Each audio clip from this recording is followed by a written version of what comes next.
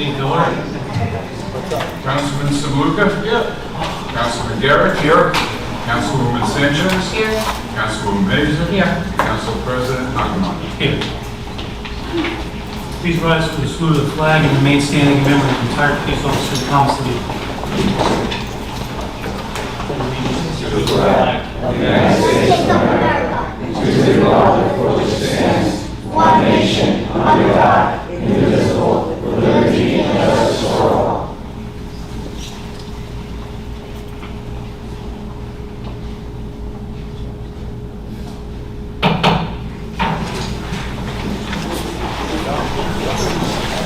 After the course of this meeting has been sent to all council members as well as legal newspapers. Provisions of the Public Meetings Act, Chapter 231, Public Law 1975. The public is hereby advised that any statements made during the meeting of the Township Council of the Township of Saddlebrook may not be privileged or protected, and persons or entities who take issue with such comments or are offended by same may and have in the past sought legal redress through the courts. Any member of the public who addresses the council speaks for themselves and not for the council. Mayor, presentation.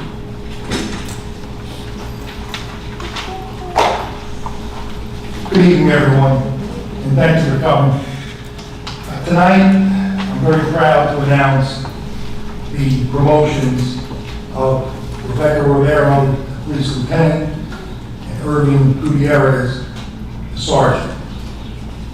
These promotions are very well earned.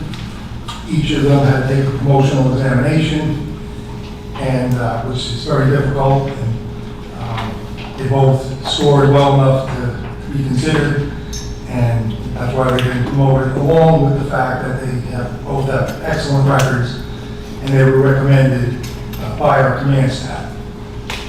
So I want to congratulate them and their families. Certainly wish them well in their new positions. I'm very, very confident that they both are going to do well, serving the residents of Saddlebrook with honor and integrity. We also, I'm glad to announce, many of you already know, we do have 3 new police officers that are finishing the basic police academy, and I look forward to them joining the ranks of the Saddlebrook Police Department, being on the road, having more police protection out there. And I'm going to count on these 2 newly promoted police officers to lead by example and show them the way. At this time, I'd like to turn it over to Chief Bob Googler, say a few words.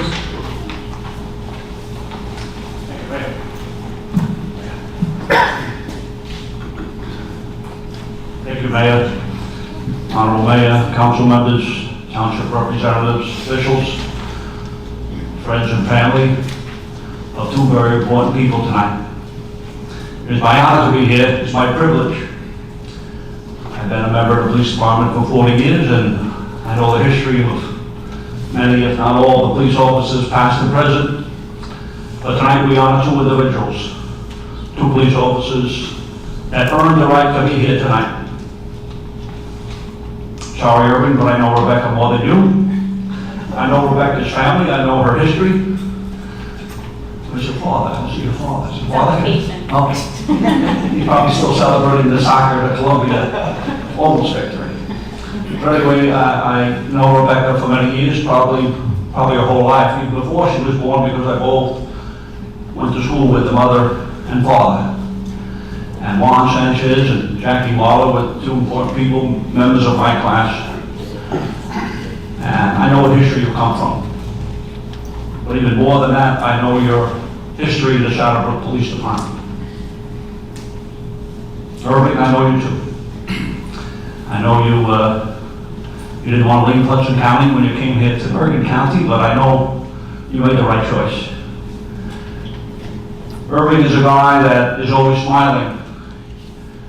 Regardless of bad news, good news, or anything in between, he's always positive, and that's a quality of a police officer, because there's many times that we come across bad times and good times. But I want to congratulate both of you. I want to thank the mayor and council for seeing fit to make these promotions happen. And if I say anything I want to say this to the two officers that are promoted tonight. You take tonight as a significant time in your life. Any promotion, any significant, whether it be birth, marriage, death. But a promotion is a positive ceremony, and you're deserving of your recognition tonight. You deserve to be promoted. And you deserve, after this horse and pony show ceremony, to go outside and celebrate, and have cake, have something to drink, have something to eat, celebrate with your friends and family. But after it's all said and done, the reality is that the responsibility to be a public servant, especially a public servant in law enforcement, is a very high value. Because everybody, not only in this room, is not only cheering for you, they're counting on you. And the legacy of a police department from the beginning, from the inception till eternity, is based upon the activities and the honor, or sometimes dishonor, of police officers. Tonight is a very proud moment for your families, a very proud moment for me. I'm sure it's a proud time for each and every one of us here tonight. But I want to congratulate, you didn't raise your hand yet, okay, I want to congratulate soon to be the Lieutenant of the Saddle Brook Police Department, Rebecca, and soon to be Sergeant Irving. I want to thank you for your service. Thank you for joining the Saddle Brook Police Department and being part of a great family. And I want to thank all of our colleague officers and family and friends for being here tonight to share this moment in time. And I want to congratulate you on a well-deserved promotion. And may God bless each and every one of you and every one of you. Thank you very much, Mayor. Our officer in charge, Captain John Zatola, say a few words, please.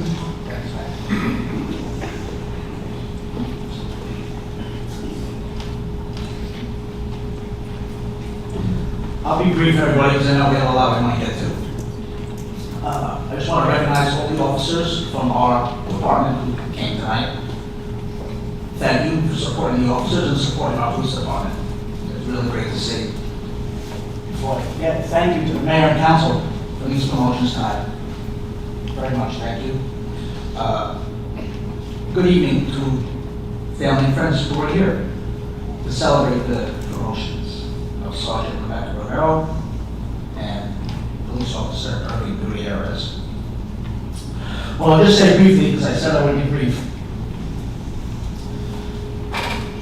They deserve these promotions because I think if you don't take a promotional exam, a law enforcement promotional exam, you don't realize what they went through. They dedicated many months and made many sacrifices to give themselves an opportunity to do well on a very difficult exam, a very difficult test. It took a commitment for all those months to stay focused, because the material we need to study, it's not carried in a book bag. It's rolled around in a suitcase. A lot of material, and it's very easy to just go, I gotta take a break for a couple of weeks. However, you're not gonna be able to compete or succeed that way. So they were able to stay focused and stay committed. And they accomplished what they set out to do, and that was to put themselves in a position for a promotion to further their law enforcement careers. And you should be very proud of your accomplishment, because it's not easy. So I'd like to personally congratulate both of you on your upcoming promotion, and wish you well on your transition to your new command and supervisory positions within our department. So congratulations. Thank you.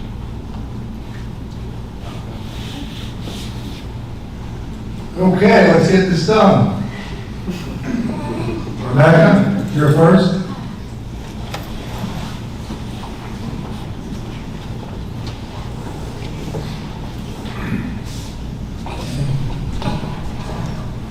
And we're going to come on, we got a Bible.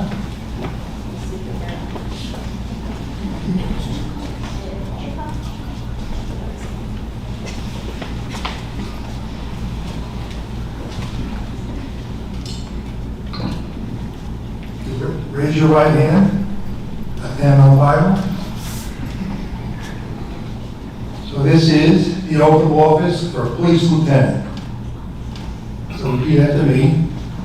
I, Rebecca Rivero, affirm that I will support and comply with the Constitution of the United States, the Constitution and the laws of the state of New Jersey, and the ordinances of the Township of Saddlebrook, the rules and regulations of the Department of Police, and the law enforcement ethics, and I will bear true faith and allegiance to the same and to the government established in the United States and in this state under the authority of the people, and will perform the duties of police lieutenant for the Township of Saddlebrook faithfully, impartially, and justly to the best of my ability. So help me God. Congratulations, Lieutenant.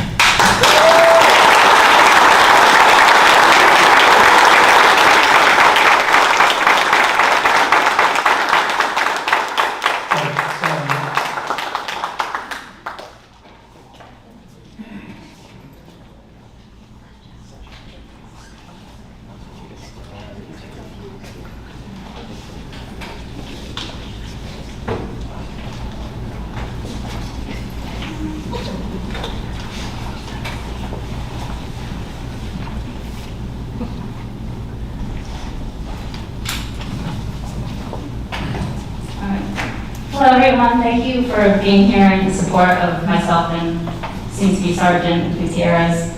I just want to thank Mayor White and Township Council for making this happen, Chief Kugler, Captain Zatola, Captain Cadigan, Captain Johnson, for the support throughout the years. I'm excited to take on this new responsibility, and I look forward to what this future holds for this department. And thank you for my husband and my wonderful daughter, for the support and love and understanding all the sacrifices that have been made in this career. Thank you, friends and family, for being here today. All right, thank you so much.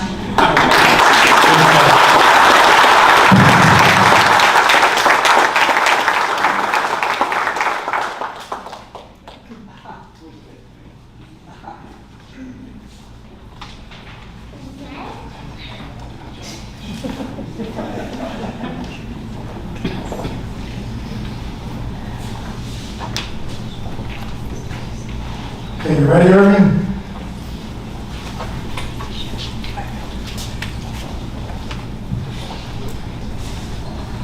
Anybody in the family coming up?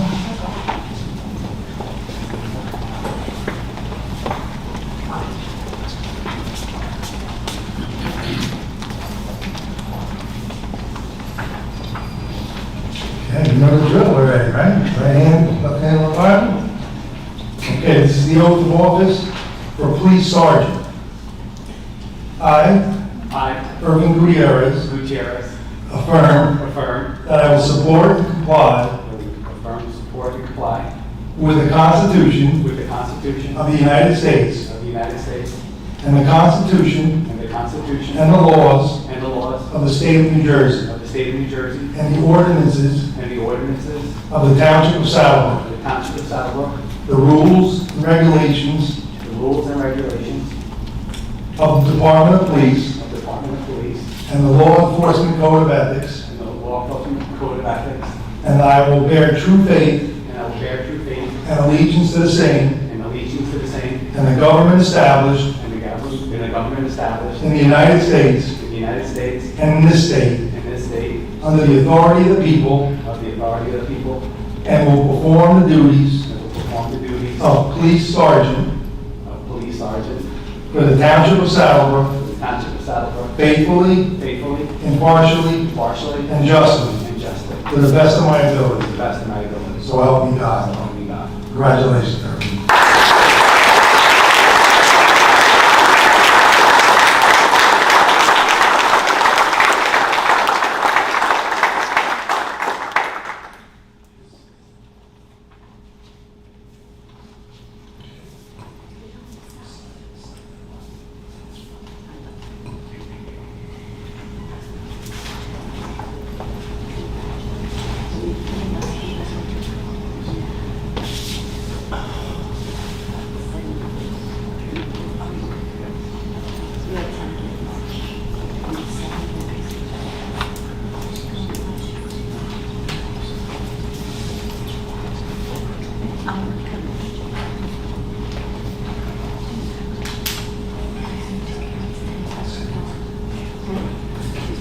First and foremost, I want to thank God for allowing me to be here with Lieutenant Romero, as well as all my fellow officers that are here today. I also want to thank Mayor White, the council, Chief Kugler, Captain Zotolo, Captain Cadigan.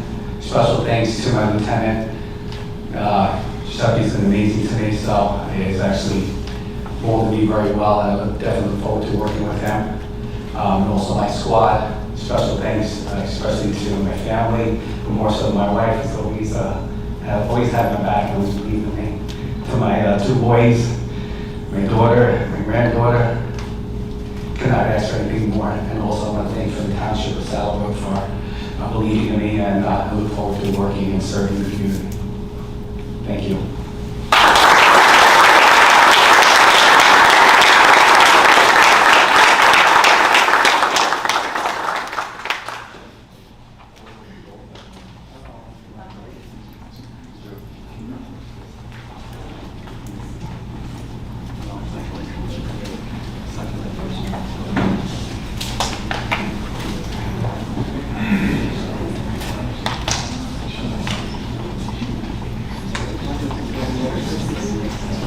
Our town photographer, Thomas Van Winkle, wants to take a few pictures, so Thomas, you want to get this underway?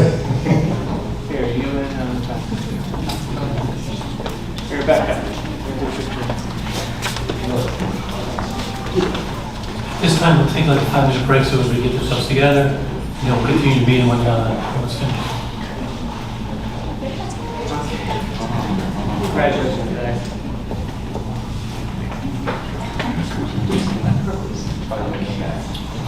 Mayor White, want to-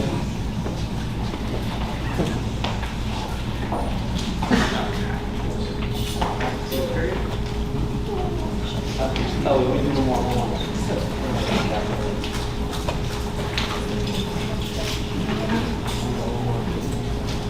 All right, now we do all of that. 1, 2, 3. Okay, congratulations. That's it, Tom?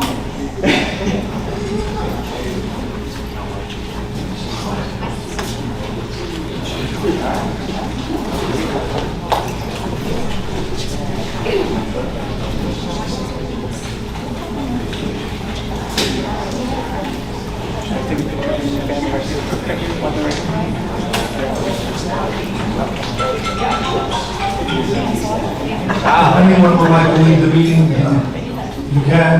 Anybody that wants to stay, please stay. Thank you. Yeah, we do. Yeah. Yeah. Do regular.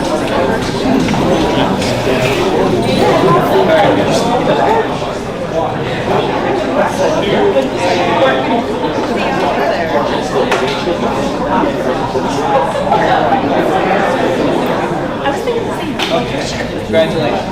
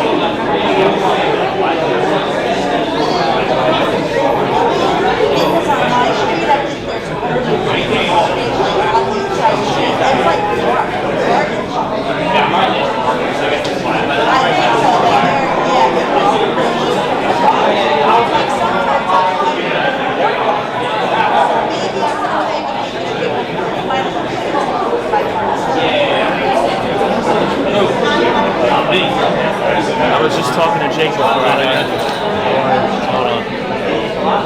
Same shit. Yeah. This piece of shit. I know. You got that might be leaving now. Oh, really? Which is 2 weeks. Do more real estate. So now Jake's afraid that he's putting out like 12 hours. It's too much. He does. Listen, I told him. Tell him what he can do. Yeah. He should win. It's all right.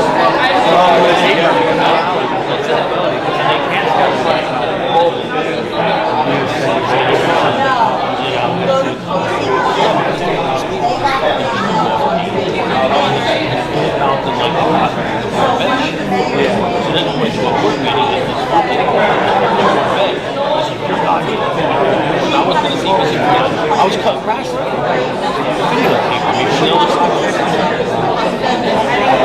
never been to one. When they give you a chance to speak, yeah, if you want.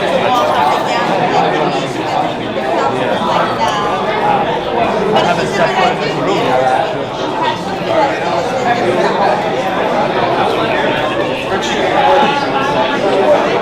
How you feel when you're on? A lot better. Oh, yeah. You got a lot more rotation. Oh, yeah, I'm good. Nice to be back. 100% back.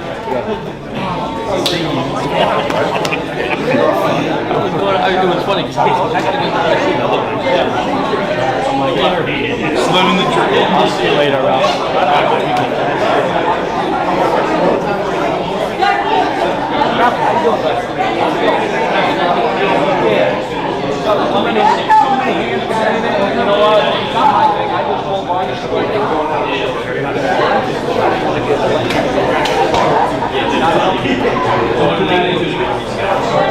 They were going to do it just downstairs, like I want like that man drop.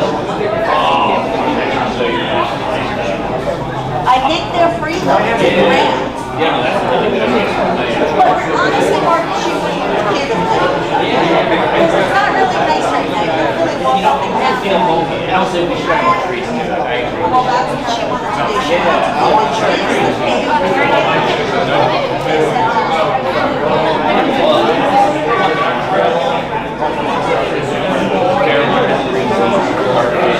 for things like that. Yeah, New Jersey.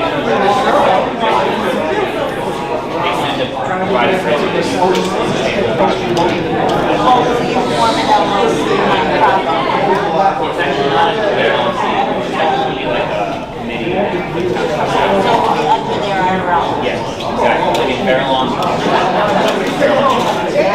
The mayor is so, and yeah, it's pretty good. Town you get very much. So, it's really To be honest, she wanted to do that for years ago. They're like that. I want to say she read.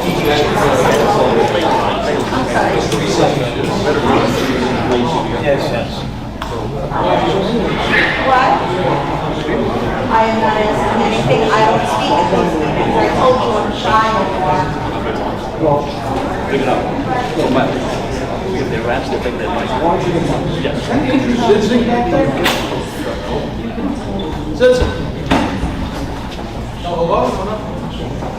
You got things. Get over here and shake my hand. You're the veteran. Come here and shake my hand.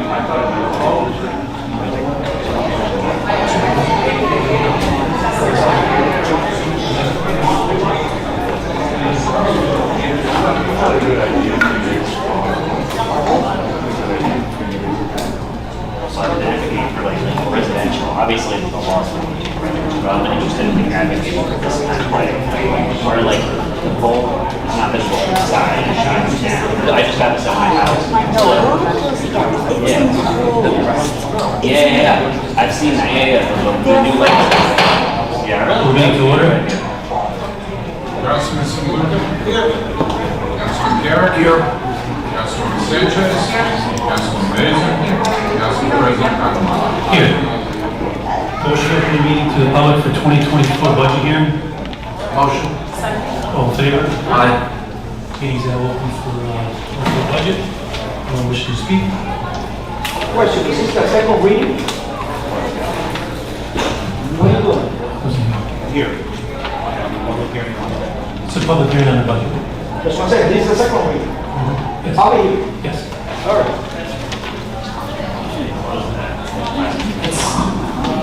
I know it's a car. No, it's a lot.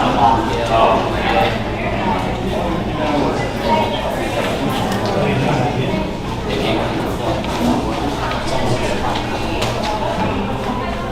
Good evening. The reason I was asking is because usually it's open first to the public. Usually the ordinance goes later. Because basically this is an ordinance, this is a second reading. It's not enough. But anyway, good evening, Omar Rodriguez, Cyber. Council President, just to be on the same page, I don't think I call the Division of Community Affairs, Government Services. Just to lay it out, there is plenty of mistakes right here on the budget, and you have a professional here, and I would like, since you're gonna vote down on this, good or bad, today, I would like to bring up a lot of points right here, and plenty of mistakes, plenty. So I would like to bring it up, so you got professionals here in attendance, but I don't think that with 3 minutes, it doesn't apply to a second reading. This is a budget. I don't know if any of you know how many pages are in here. Any of you, by any chance? There are 74 pages, 20 items per page. The first question I would like to say, how many budget meetings did the council have? Or did the council have? How many budget council meetings? Yes, to any of you. Through the chair, typically on the public hearing on the budget, it's the public's opportunity to make comments on the budget, and they can ask questions, but it's typically not a back and forth. So my suggestion would be is that you take down the questions, and when they're done with all their comments and questions, and everybody gets an opportunity to ask all their comments and questions, then you address it. Of course, you could do it otherwise, but my recommendation would be not to get in a back and forth. I don't want to get him back and forth, so I don't want him to waste his time on questions. So if you do have questions, he's here to answer any question you have. Mr. Attorney, if you may, with all respect to your profession, actually, the elected body is the one that got to respond, not you. They haven't asked for your comments. So right now, this is not legality. This is not a legal question. This is a procedural question. All I'm saying is how many budget meetings, because I would love to attend and try to address some of the mistakes that we're going to see here. So just in case, we're going to start with this. Just to give you an idea, how could it be possible?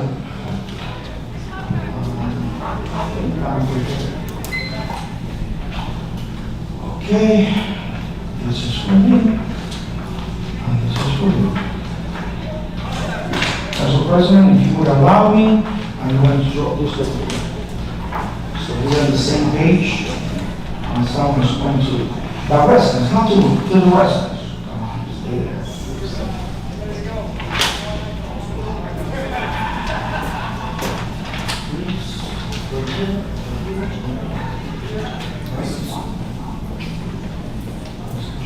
First mistake.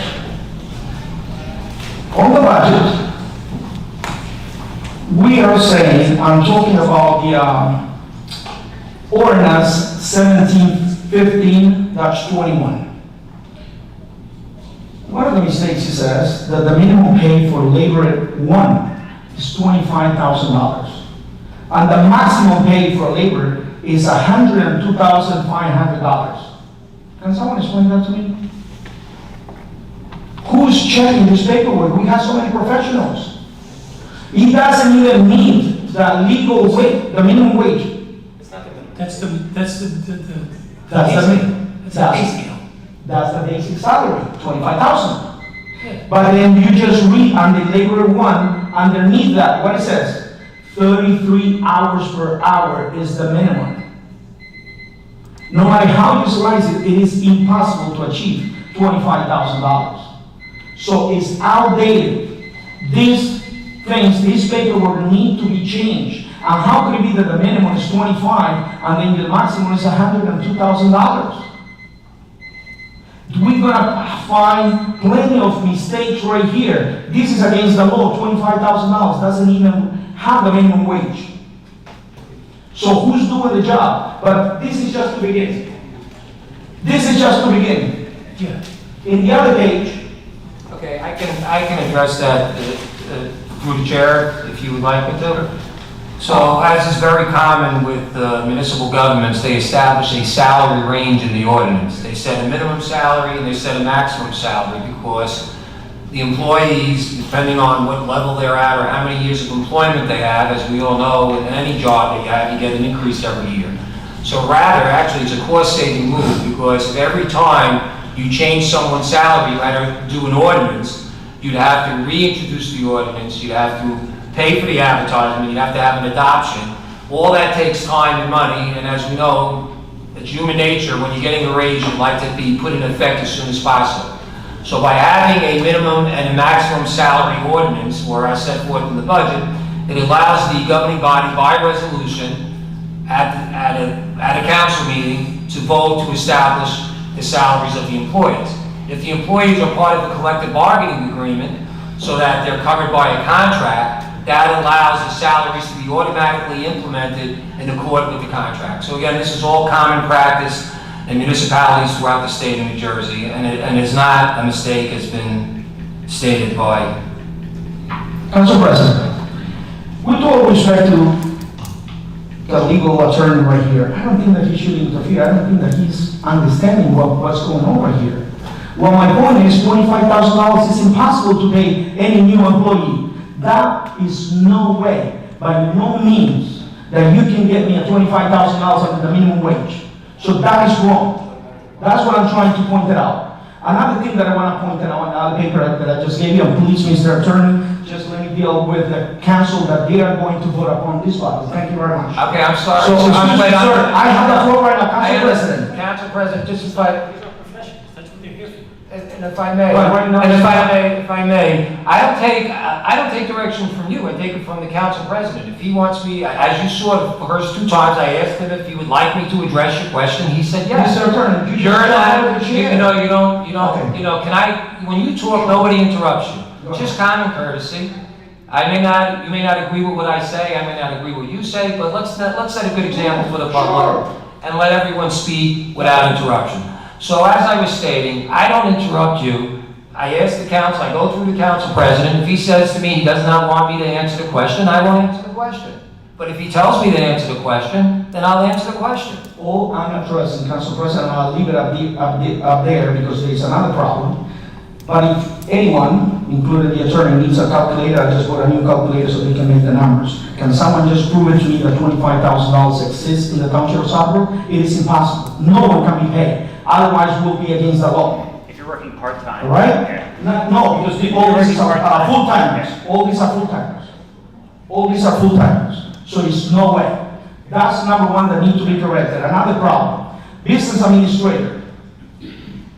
Under the ordinance 1731/23, the white collar just got pay raises recently.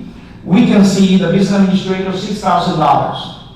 On the budget, I also saw that. How or why this hasn't been amended? This is not the real salary of a business administrator, $6,000 in the paperwork I just gave you. This needs to be addressed because out of which account is coming, and I'm going to prove it on the budget itself, on the paperwork, page by page, that we have mistakes. And not just to be on that, and also was mentioned on the other page I just gave you, last month, it was said that the business administrator that I was lying that didn't make $300,000. I just provided, thank you very much, very kind. I just gave you the paperwork. These are the contracts. If Councilman Sinaloa or anyone else need to use a new calculator, they can use it, and please come out. This is true and factual. Business administrator, $300,000. Now, if you allow me, these are the problems that we have in the budget. Okay, I'm looking at the budget itself. And I'm just going to point out five. You're saying Five that items. our business administrator makes $300,000. Excuse me? You're saying that our business administrator makes $300,000. No, the prior one that it took me a year to complain, and it's right there, the name. And I said that we were paying too much because that business administrator in that town in Edison, they just found a replacement in less than a month, in 2 weeks, but we keep it right here for a year, $300,000. So that was not an emergency. An emergency is a month or two, no more than 3, but not a year. So, I'm looking at that 3B in parentheses 2. Why am I pointing out of this? The town is paying $4 million, to be exact, $4,085,000 in health benefits. And it's getting out of the employees $225,000. So, of course, every year is going to go up. But now, number 4, where it says current fund anticipated revenues, right? We can see the anticipated surplus. $3.2 million. And at one point it was more than 5. So it's supposedly healthy. All right. Let's just move on.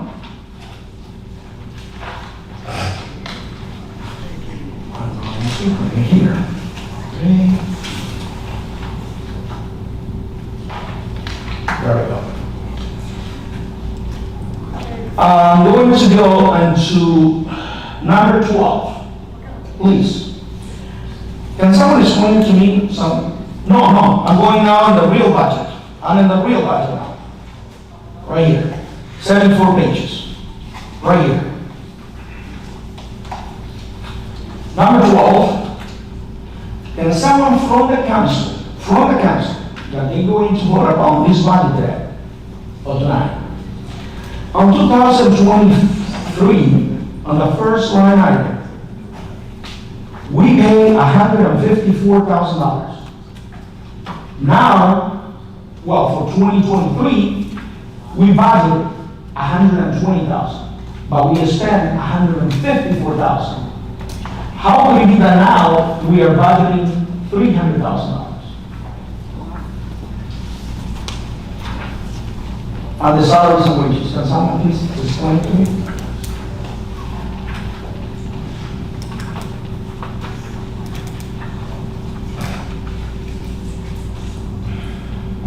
Through the chair. Yes, sir. Yes. In 2023, under contractual services, we spent $252,000. The budget this year is $45,000. That's because the 2023 administrator was not a salaried employee. She was contracted through a company to provide business administrative services. And I don't want to get into the long history of Mr. Ledico and all that happened and the town had a big problem. Pete was laying in the hospital and they needed somebody to run the town. This year, the salaries are $300,000 because they include all the other administrative and executive salaries, plus our full-time salaried administrator. Hear that, so I assume that contractual service on the $252,000, that was reduced to $45,000, and last year was $230,000. That's correct. Okay. So last year, 400,000 and change was spent. This year, we're budgeting $345,000. So we've saved $55,000 from 24 to 23. That's another type of discussion I'm going to speak about later about the savings. Not here on the bottom. Just as a point of note, last year was budget $100,000 for computer services contract, but unfortunately, for some reason or the other, I guess we're using a lot of computers. We spent $173,000. As a point of note. Through the chair, that's because we moved into this building and we had to spend a significant amount of money to set up and start up. And now we're in a much bigger building and it's costs more money to provide the services that we have to get from our computer people. If I may, I like the concept that when we just move in, we were going to use more resources, equipment. But why again in 2024, we are going to project it $165,000 on a computer service contract? Because you have to pay to service and upkeep and have contracts on the new hardware and software. Is any of the council members are aware that every time that we are just doing these contracts, even though that might be needed on these buildings, is something that every year is going to keep on going up. But then again, the taxpayers deserve some kind of break. So we're going to have to look for other avenues in trying to work it out. Then I go to the next page, which is 13, under financial administration, salaries and wages. We budgeted last year $267,000, but we just spent a total of $230, and reserve we got $36,000, but we're budgeting again now for 2024 $335,000. Can someone of the council can explain me the difference from the council? Seeing none, Mr. Auditor, if you can. There's more people working in the finance department now. There's another employee. We've had, the township has had some issues over the last couple of years in attracting and keeping people in the finance department. They now have a full complement, and that the salaries represent the employees that are now employed by the township. So in other words, we keep the same number of residents in Saddlebrook. We move to a bigger town hall, so we need more employees.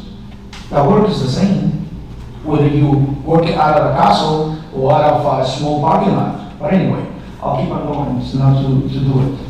And statements, not to respond, but I just saw it, that never we put anything, but we are just budgeting $21,000 for financial statements, or for statements, which it doesn't catch my eye, but there is a bigger issue. Right here, I'm almost done. If we go to number 31,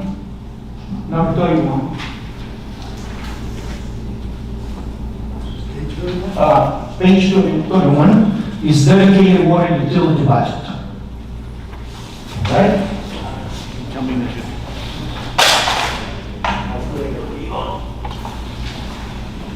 All right, are we there? Okay.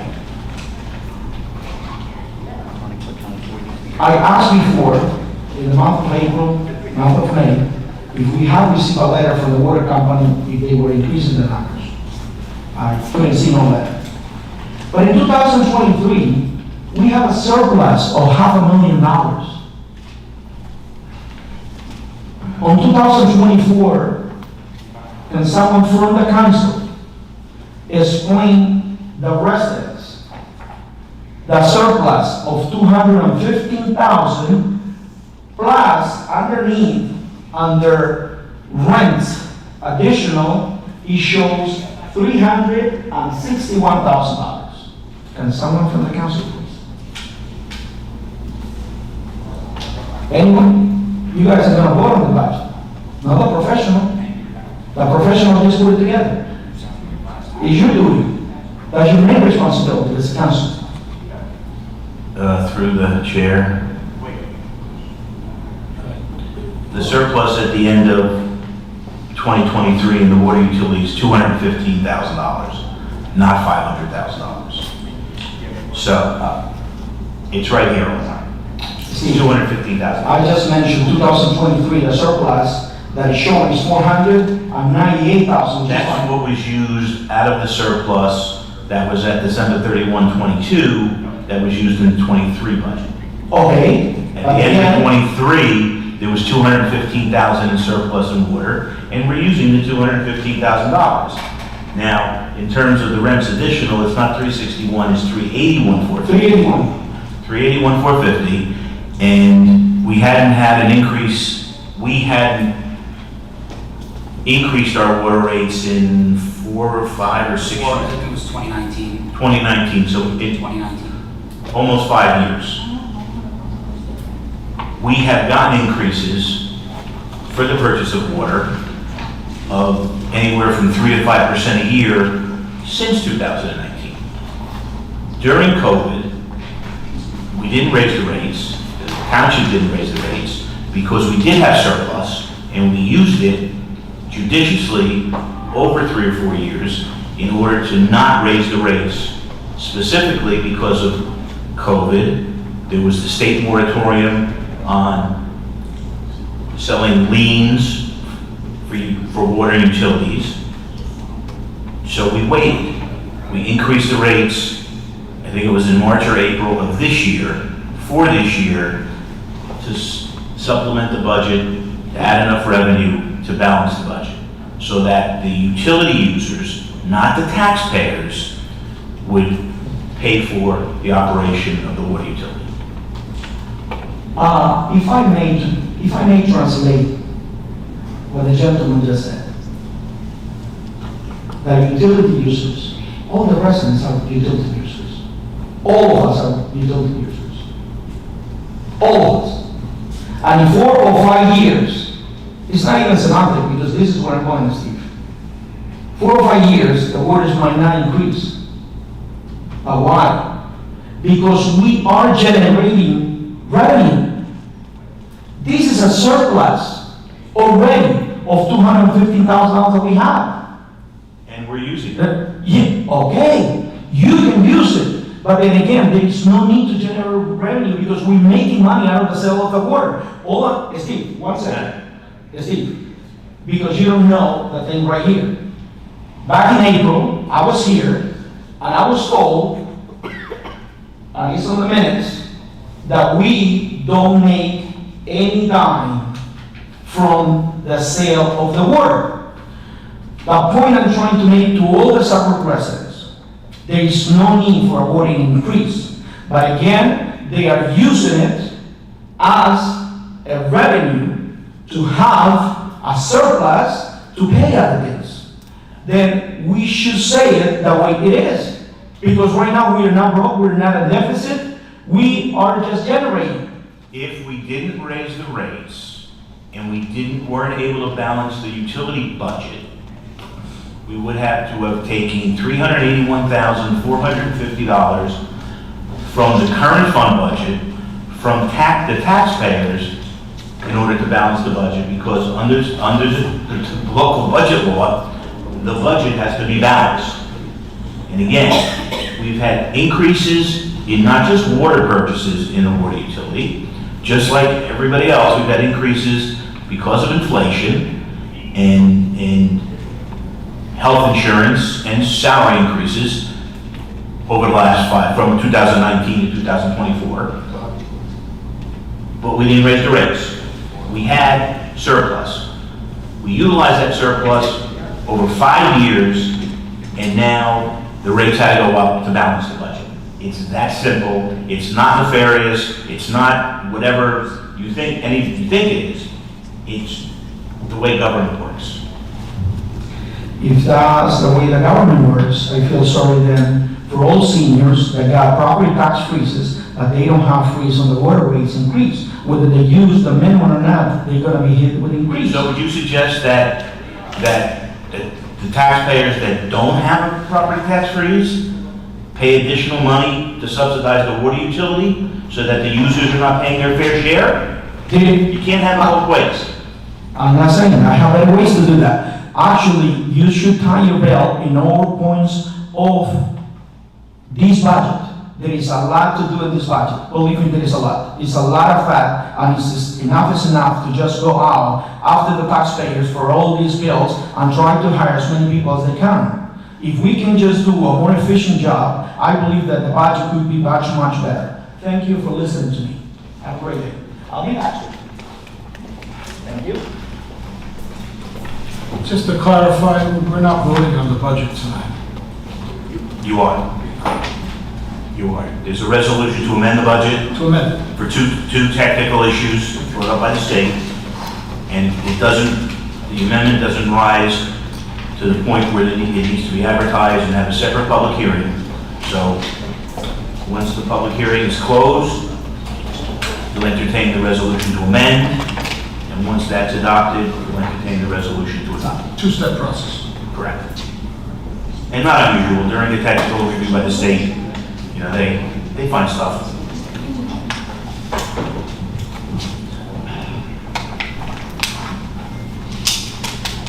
Anyone else wishing to speak on the budget, 24 budget? Seeing no one, motion closed. Second. I think there's a question. Wait. Yeah. May I speak?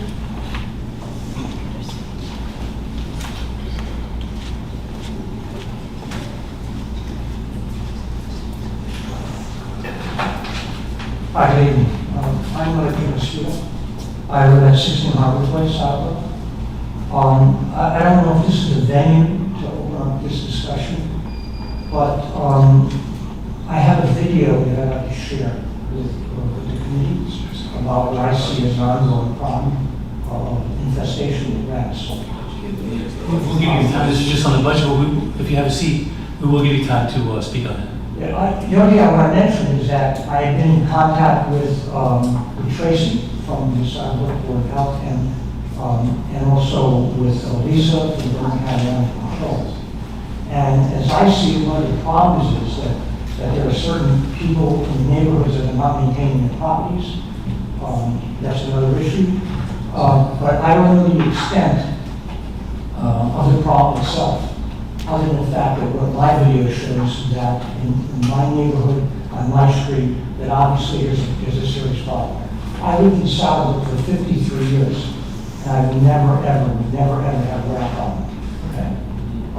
So I don't know what the next step is about how to engage other people. I don't know if anybody else is here. I was under the impression that this might be a topic tonight, not realizing that there was another issue with the budget. But, so I don't know what the next step is. Council President, if I may, I think the mayor and I could address that, but maybe at the public hearing for public comment outside of the budget moment. Do you have time to take a seat? Yeah, that was the understanding that I thought this meeting might be about, because I don't know the extent of the problem. But so this is our council meeting, and there are a couple public comment moments, and the one right now is just for the budget. There is a general public comment portion, which we could respond to your concern. Okay, all right, thank you. No problem.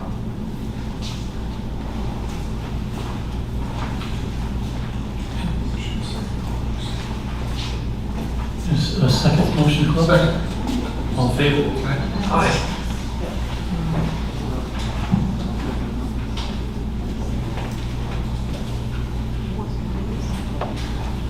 Meeting's now open to the public. Motion. Second. All in favor? Aye. It's for everything.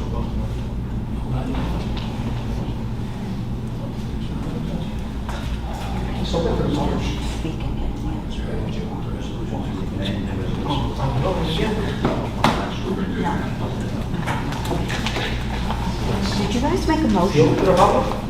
Did they make a motion? Yeah, they make a motion? They may be. We can't hear you. They may be voting on two resolutions first. I thought you opened the meeting to the public, okay. It is. No, I did, I'm sorry. That's okay, no problem. I'm waiting, Todd.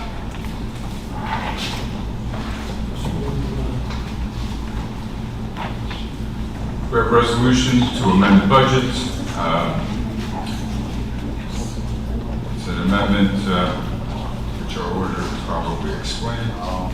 Again, this is just actually three technical issues that the state's requiring us to amend the budget for. So you need to introduce the resolution, adopt the resolution, and then we move to the budget document.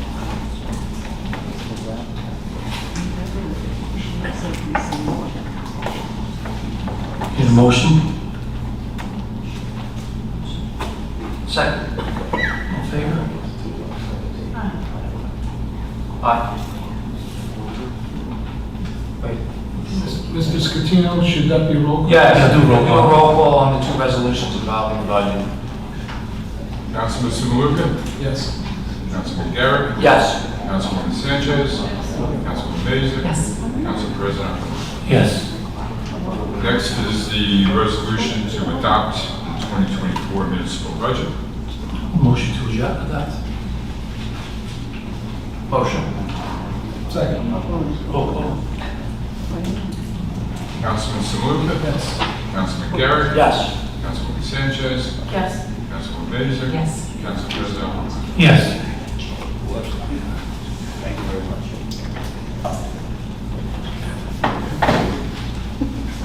Now with the open meeting to the public. Motion open to the public. All in favor? Aye. Council President, I would like to address the rodent problem that the gentleman brought up. Okay. We can do that first. Can we have him come back up? Yeah. Yeah.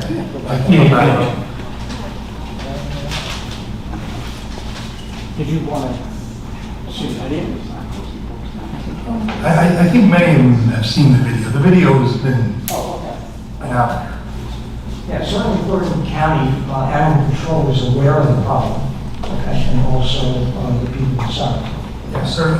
I know you mentioned about property maintenance, and there have been two individuals that were warned, even On my area, I'm not trying to. yeah, yes. And that area does seem to be, the problem is isolated to that area. No, it's not. That's, It's not isolated, just excuse me, Mayor, but that's not necessarily the case. Well, of course, okay. There is. Well, when I say isolated to that area, I don't mean it's just on Harley Place. I know where you live, okay? You know where. I've been very involved with this. You spoke to my secretary, maybe your wife. We have received reports. We've been receiving reports for better part of 6 months. But it started totally in the north end, and then it kind of gradually worked its way south. The major problem, when I say isolated, that I'm aware of is Harley Place. This is where we've been getting the complaints. Along Fairlawn Parkway, Alberta, Nedley, mostly towards the Midland Avenue side. So that's when I say isolated, I'm not saying you're the only one that has this problem. Believe me, this is a problem. I agree, and we're trying to address it. But you brought up specifically about the property maintenance.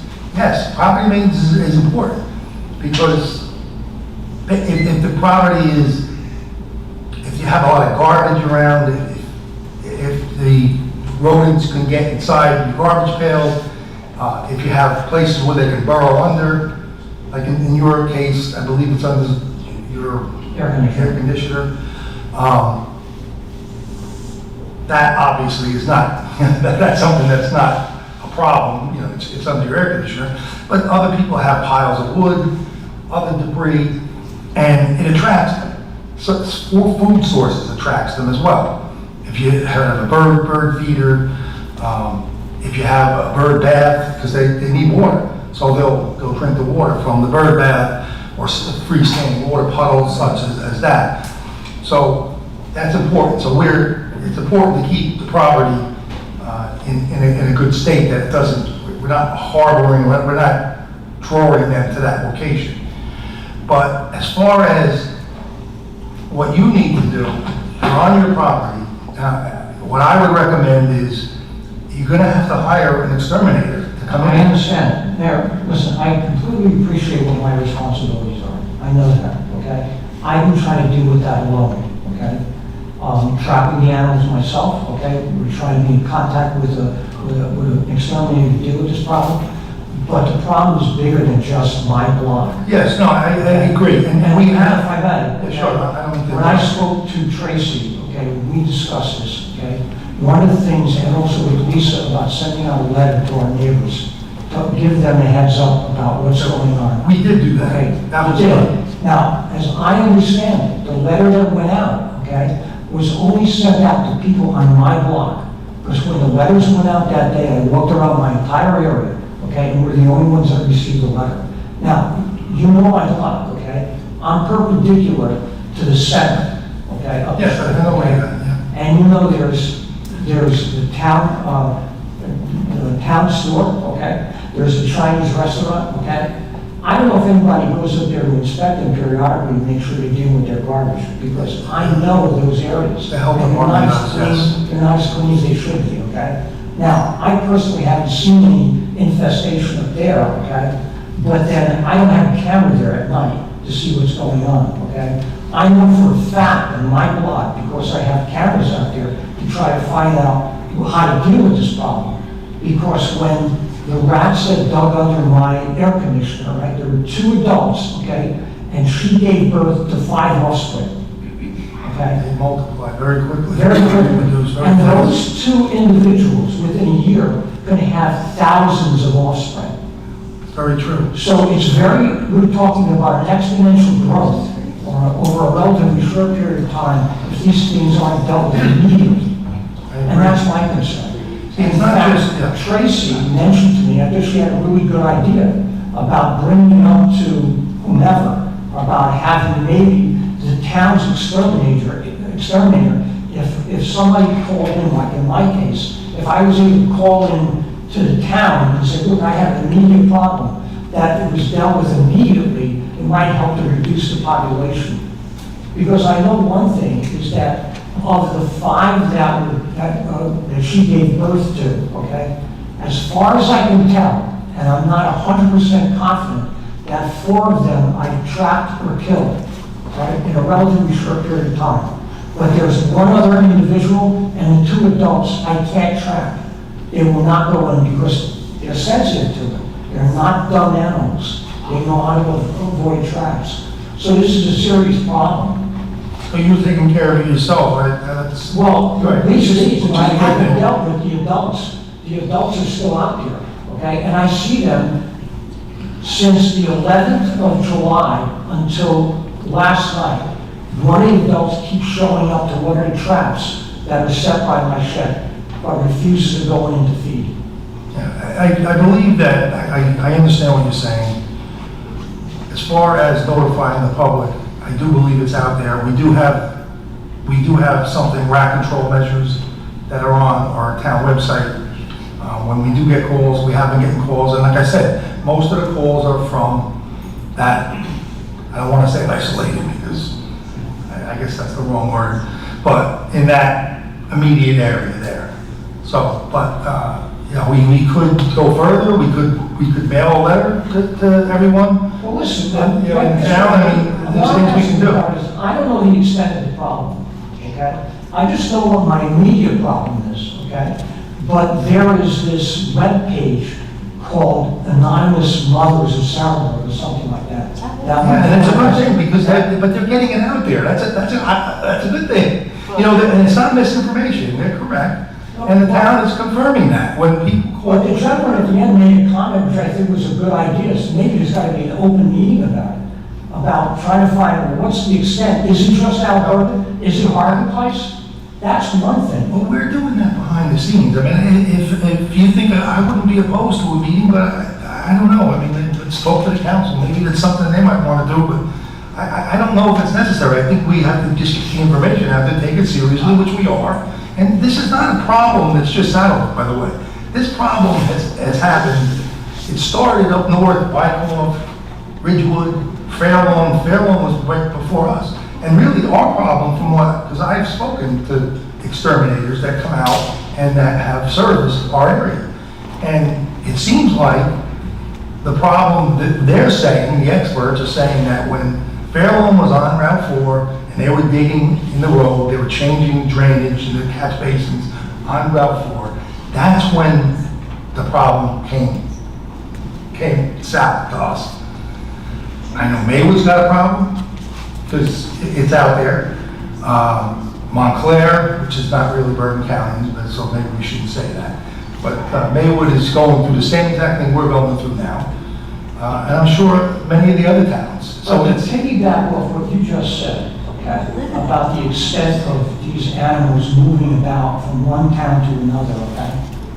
If the town decided just to give the letters out to my block and not blocks, let's say, two or three. That was a mistake. That's a mistake. Let me finish. 2 or 3 blocks around my area, okay?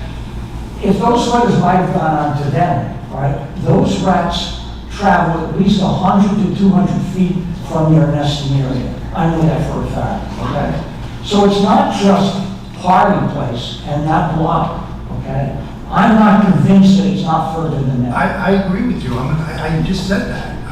Mayor, I apologize, Sean, but I just want to chime in on just the letters, because I did oversee that with, internally with the health department and also our public works department. The letters did go out to residents on Harley, Graham, Christie, Alberta, and Nedlick. And then so they were hand delivered, and all the complaints we're getting in are being tracked and monitored and given to the county to monitor and inspect as best as they can and within their duties. And then also on top of that, code enforcement is being very aggressive with property maintenance violations in those areas. Engaging those residents that may be in a violation on their property with whatever it is, and speaking with them, issuing notices, violations if necessary to make sure that they keep their property up to code and clean to prevent this issue. But I understand what you're saying, but I just wanted to give you some background on what we've been doing. I agree with you, sir. And I appreciate that. I can tell you though that at least in one case, my neighbor, for example, okay, he's been warned several times about cleaning up his property. He just recently received a letter that was sent to Harvey Place, and he's taken no action since then. Now I realize he has 10 days. Yeah, next week. To do something? Yeah, early next week. Early next week is that due date. I am familiar with that address and that incident, and we're pretty much given authority and preparing to go in with our staff and placing a lien on the property if necessary, with the taxes to clean it and abate the issue. All right, thank you. And sir, I do agree with you that perhaps we should put it out to the entire town. Okay, that's a mistake. That's on me. Okay, that's on me. All right, thank you.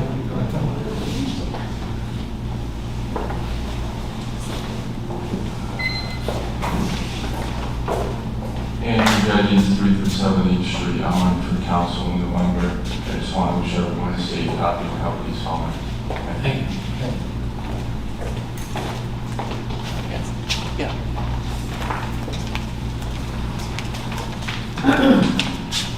Tom Finley, 128 Lincoln Avenue, Southbrook. Just want to remind you and everyone watching this, the Mayor's Youth Group, that we're always accepting registrations for anybody going to grades 4th through 12th, who resides in Southbrook, and anybody who's going to 4th through 12th grade in September of 2024. We have the registration form up there. on our website, the youth group website, sbnyg.webelieve.com. So sbnyg.weebly.com. sbnyg.weebly.com. Looking ahead, we'll be getting involved and helping out with different events going forward, like National Night Out in August, and then the town picnic later in August on the 24th. Also, as we head into the fall, we really start to get involved with a lot of different activities in town, all the Halloween and Christmas events. So the Mayor's Youth Group is, as I always say, it's a wonderful opportunity for our youth to get involved in community service in Southborough. And that's all I have to say. Thank you.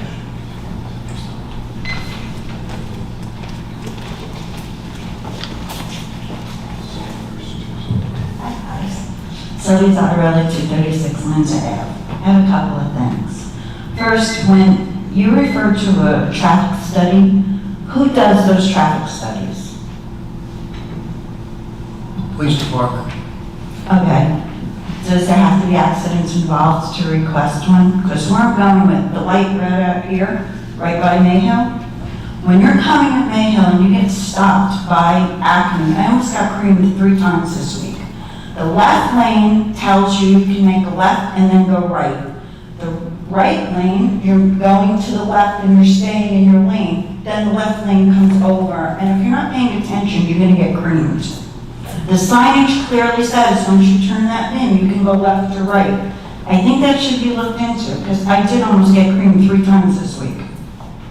We did do, our town engineer did look at that, and there were some changes made.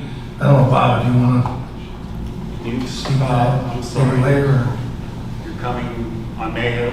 Mm-hmm. Coming on Mayhill from Market? No, going toward Market. So you're on Mayhill. You get stopped at a light by Acme. You get stopped at a light at Acme. There's 2 lanes. There's 2 left lanes. and right. The left lane, the right lane you can only go right or curve to your left. Okay. The left lane you have to curve to your left. Once you go to your left, you can cut over to your right.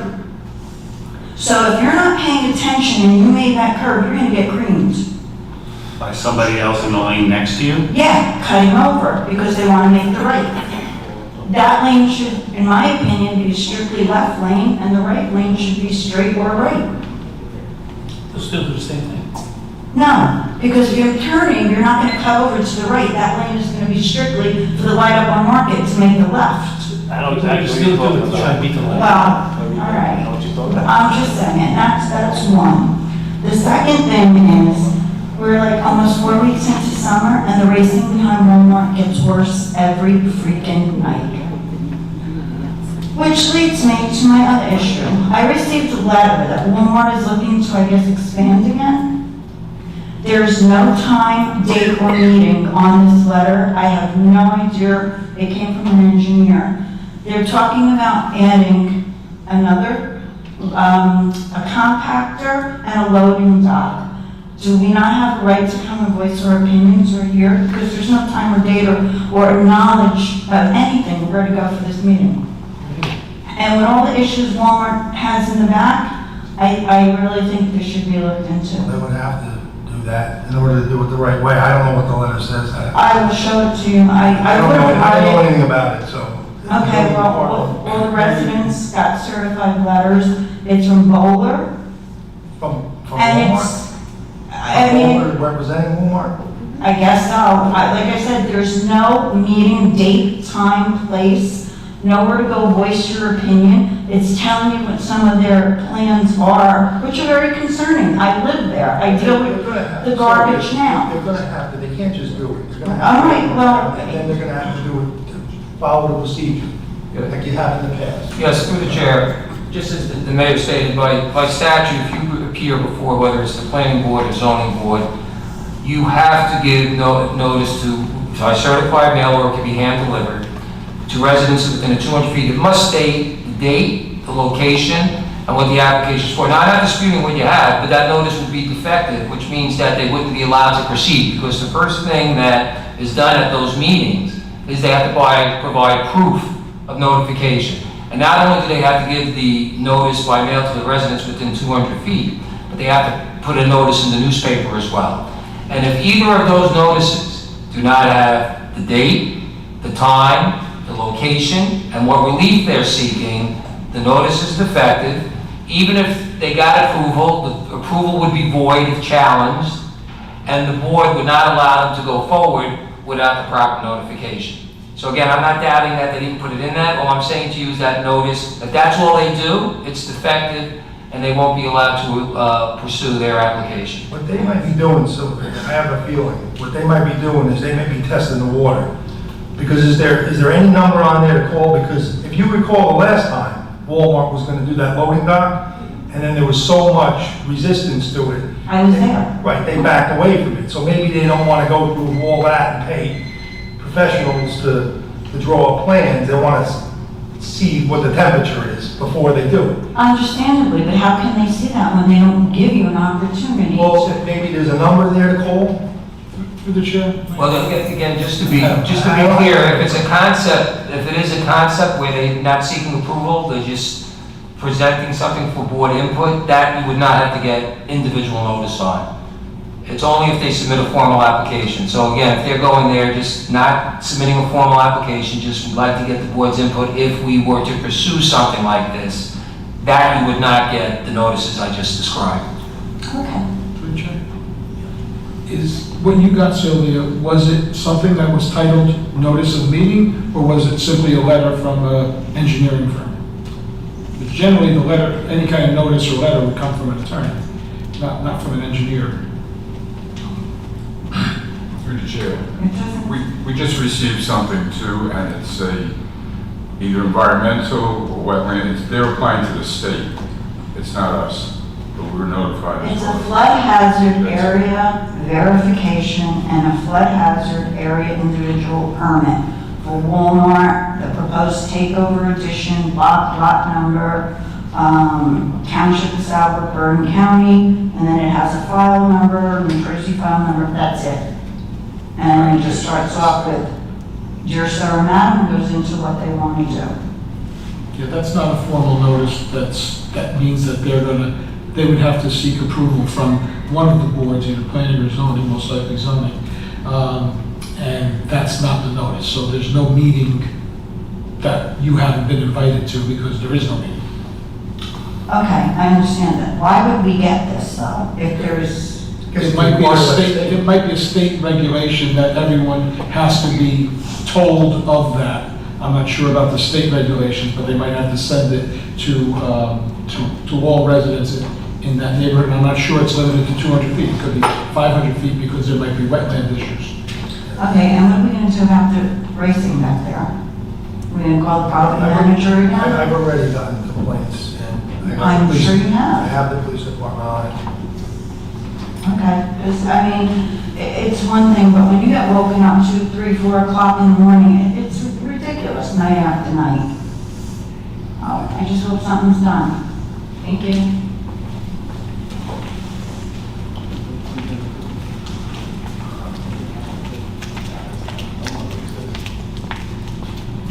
Hello everyone, my name is G. Shuki.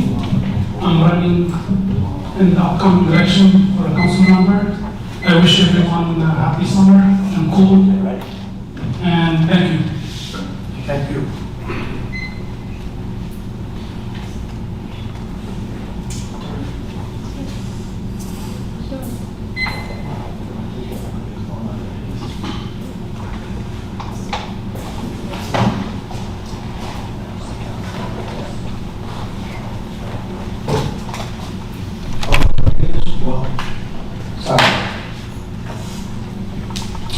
One of the ideas that I would like to propose for you to entertain is the same way that you have minimums and maximums, you should have some salary caps. It's time to start working with that. Meaning, unless is amended, when someone reach at a certain pay raise, 200,000, 250, 220, whatever, it stops. That's the most that the person can go, the employee can go. But that is not the topic right now. Now, in the budget, what I would like to propose in the budget, you can see that the police department has a budget of almost $4 million a year. However, we have a volunteer fire department, and we just allocate $160,000.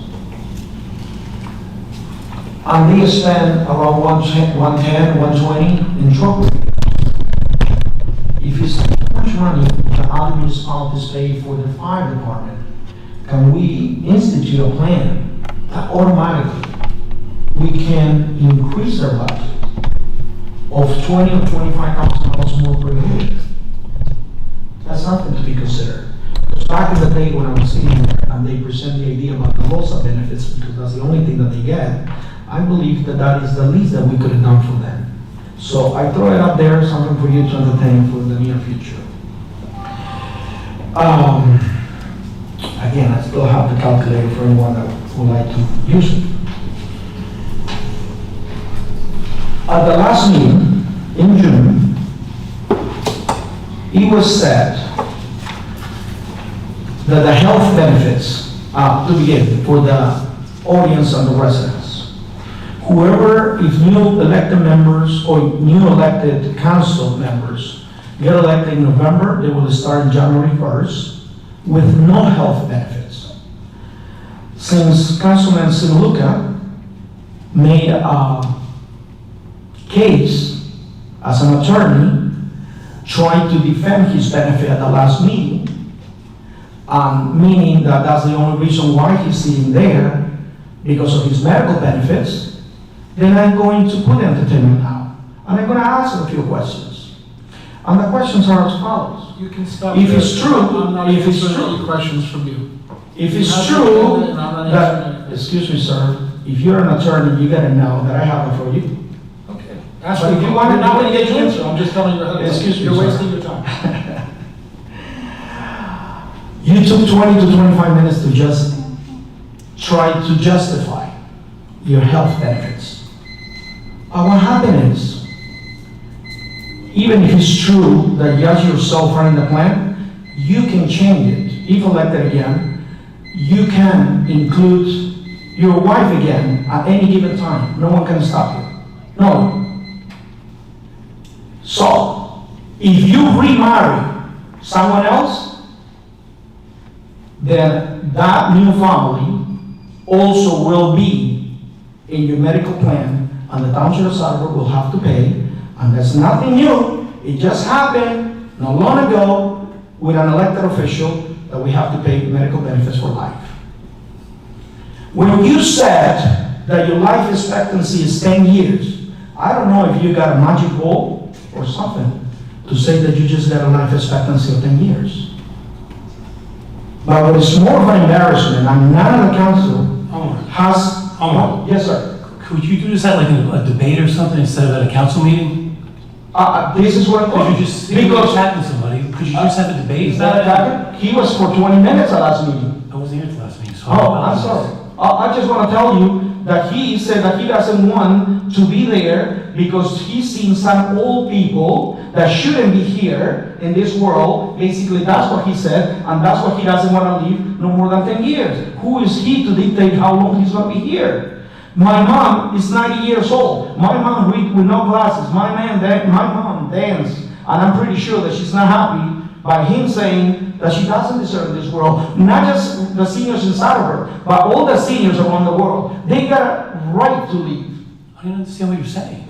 Well, you were not here. So basically, he made a comment. He made a comment at the last council meeting that some people 90-something, that he doesn't want to reach that age because they don't look good, and they basically an embarrassment. And that is not the way to say it. So if you watch the meeting on Google, put it. We will say those words, because basically what he's trying to say is trying to justify, to say in an arrogant way, that his medical benefits, it will just call one nickel to the residents and taxpayers. That's what I brought a calculator. Please don't say what school you attended, because there is no way on earth that your medical benefits of $1 million will cost a nickel to the residents. There is no way, unless you got a scientific calculator, I don't know, from another planted against. And to say that anyone that wish or don't wish to pay your nickel, they can come and you will pay them back the nickel. Shame on you. That's arrogance. That's arrogance, because if you think that you can pay or afford the payment of a nickel, then why don't you pay for your medical insurance yourself? You're an attorney. Or at least relinquish, or at least give up on your medical benefits and run with no medical benefits. But to take 20, 25 minutes and just to justify that that's your work, that that's what you're doing as a councilman, I think it's a shame. And in closing,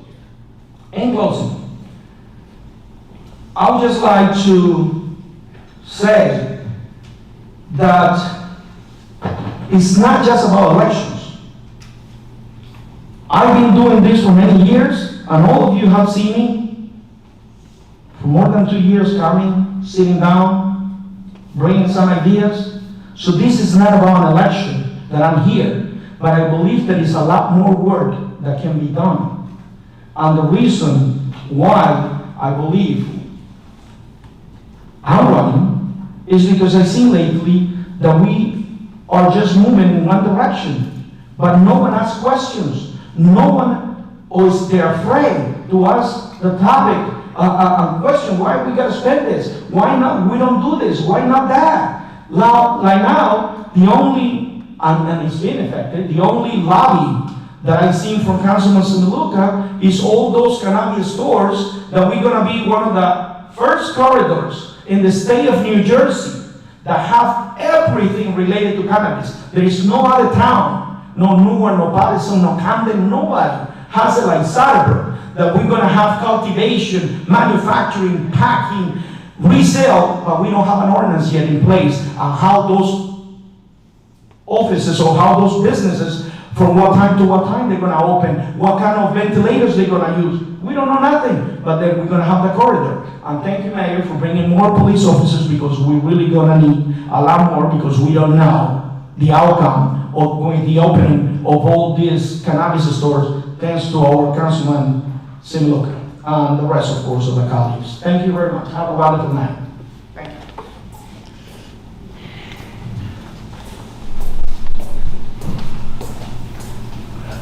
Steve Maricotto, 24 Harrison Avenue. I just wanted to bring up I don't know if you guys have heard of Sustainable Jersey. They sponsor basically green teams in municipalities around New Jersey. Fairlawn has a green team, Garfield, Maywood, and a bunch of other towns. And there's the opportunity to get grant money through the PSC&G Foundation for sustainable projects and stuff.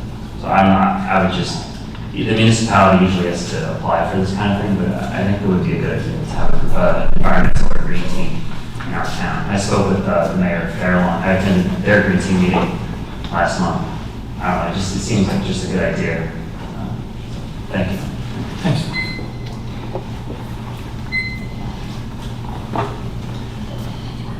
Anyone else wishing to speak? Seeing no one, motion to close. Second. All in favor? Aye.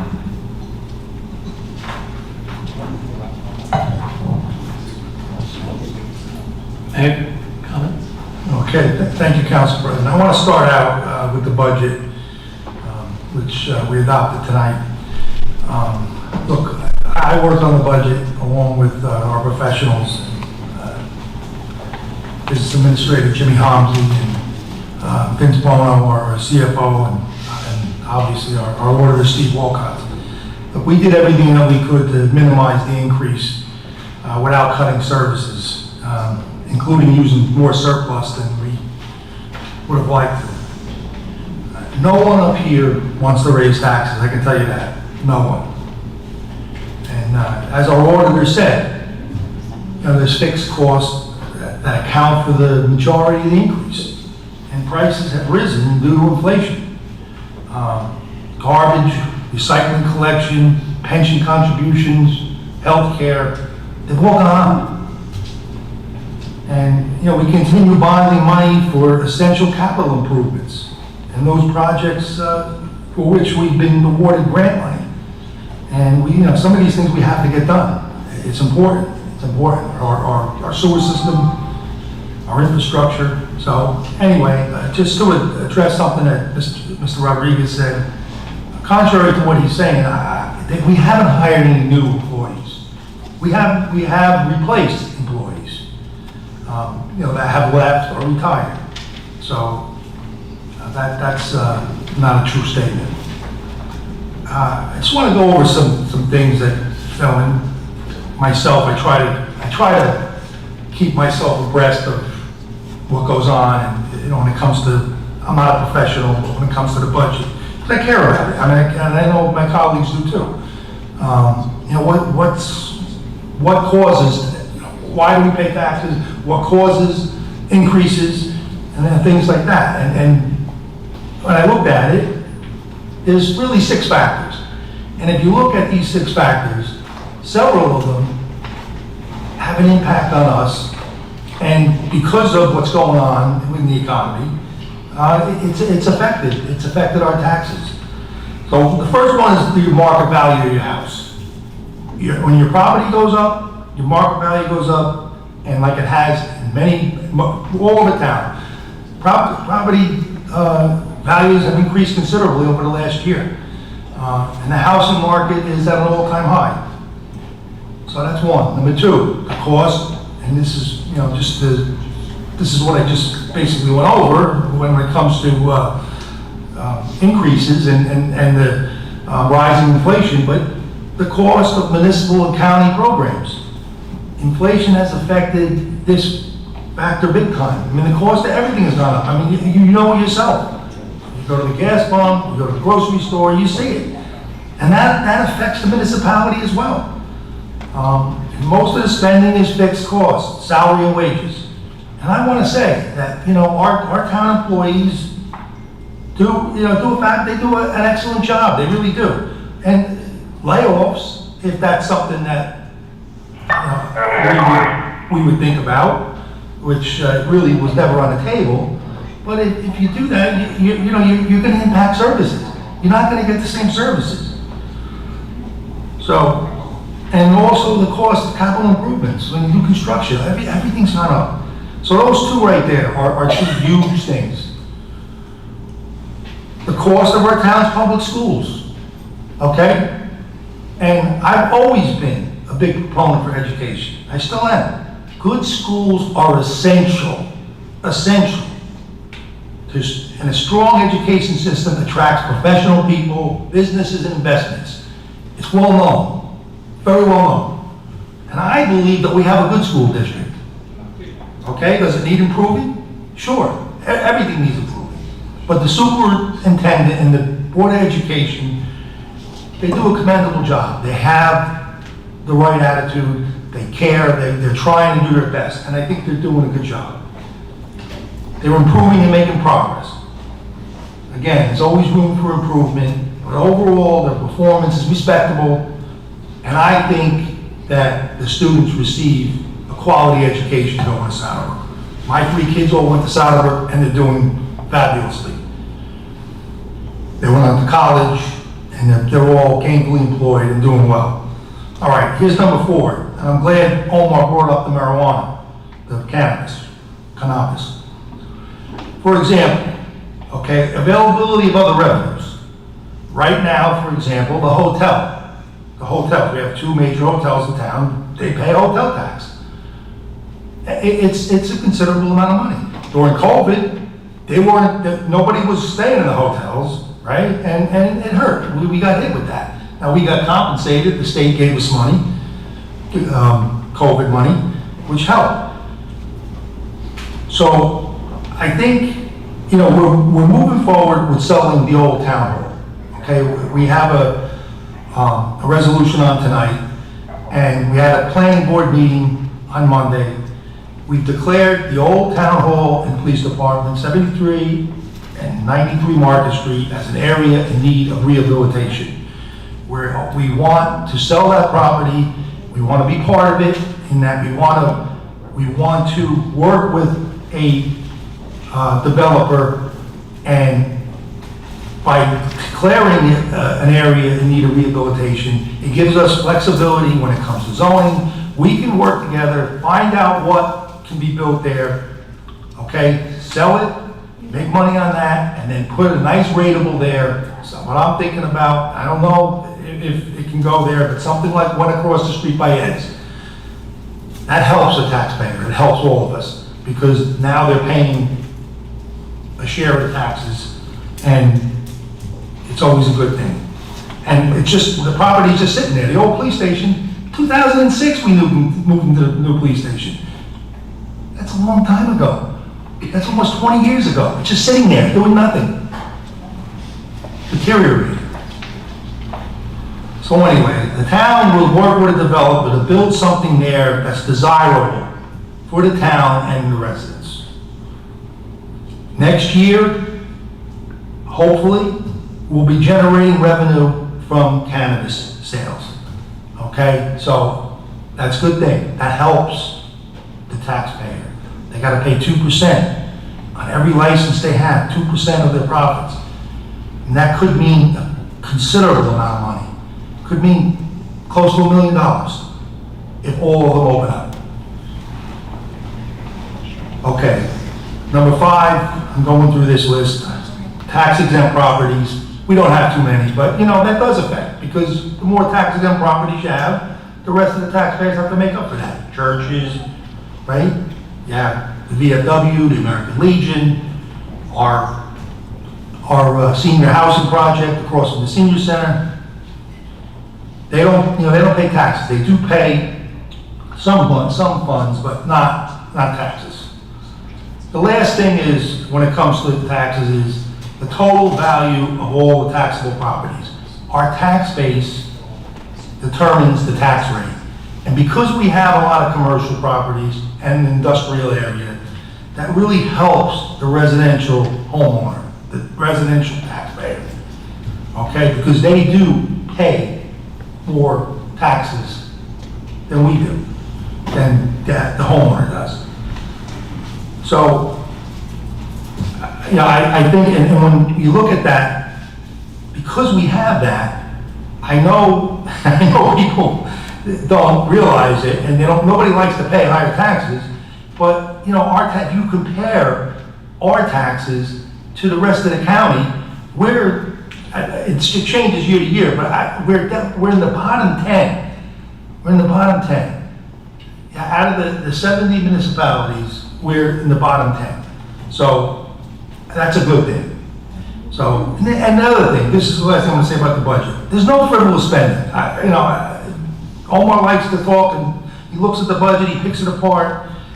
Look, the only thing that could be remotely be considered frivolous is special events, okay? And we try to get local businesses and professionals to help defray the cost. They sponsor events, some events.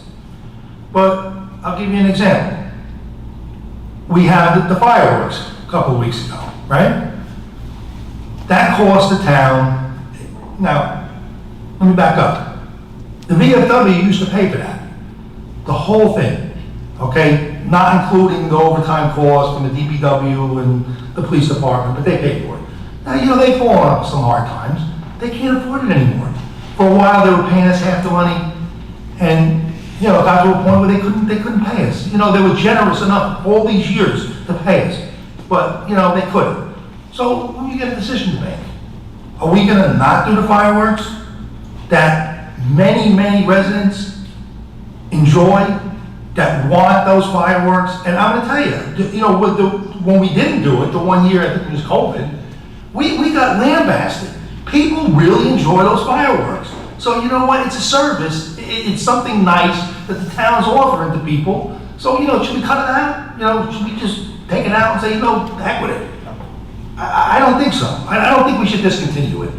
But, you know, if we want to go with a fine-tooth comb and say, well, we can cut this, we can cut that, you know what? There's going to be some unhappy people too. So that's all I have to say about the budget. I got a little more, I'm sorry, I really went over a little bit, but. So anyway, on the budget, we're awarding the 2024 road paving program tonight through contract. Sampson Street got awarded to Cifelli at $163,000. And then our 2024, the road program, that Sampson Street was a state grant. 2024 road program, was awarded to AJM at about $848,000. Those streets include Orchard Lane, Sterling Place, Lincoln Avenue, Van Orden Place, Elm Street, Ash Ave, Dyer Place, Nightingale Road. The Garden State Parkway Bridge over the Saddle River Road will continue with their construction this weekend, weather permitting. They need to have good weather all the way through. 6 p.m., so Saddle River Road will be closed 6 p.m. Friday, July 19th, until 6 a.m. Monday, July 22nd. There's detours all over the place. This is the second weekend they did it. They need to do it 2 more weekends to complete the project. Public service, gas and electric, will be replacing gas lines. They've been doing it in the south end of town. I have a list somewhere. Westminster, Mackenzie, South Street, Harrop Ave, Outwater, Madison, North 6th, 4th Street, 3rd Street, Grace Ave, North 7th Street, Lansing. So those are the streets they're going to be doing. They're working very fast, but they are doing the gas mains that we're going to pave. They pay for half the road. We pay for the other half. Ordinances, there's second reading tonight, state mandate, stormwater management, second reading on the calendar year ordinance to exceed appropriation limit and establish a cap bank.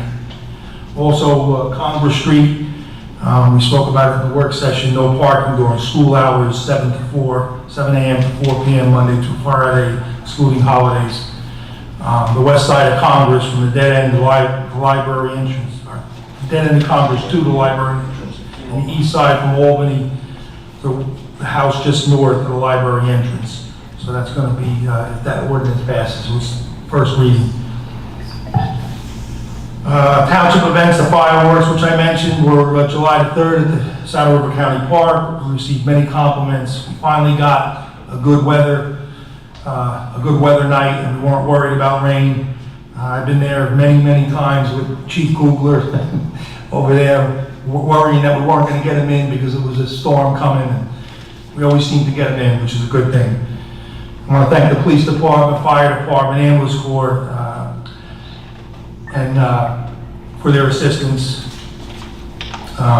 Special thanks to Fire Marshal Mike Seitz, Office of Emergency Management Coordinator Tom Dickman, Captain John Zatolo, DPW Superintendent Bob Hickswa, Fire Chief Dave Melnicky, Ambulance Corps Captain Lou Rodriguez. Also, I'd like to thank Rafael Gonzalez for videotaping and Thomas Van Winkle for taking amazing photos.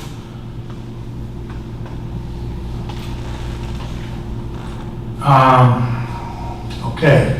Also on Saturday, last Saturday, July 13th, we had coffee with a cop at Starbucks. I want to thank Saddle River Police and Starbucks for that event. Upcoming events, Senior Citizen Chicken Bingo, Sunday, August the 4th. Call Joe Lessie, our Senior Director.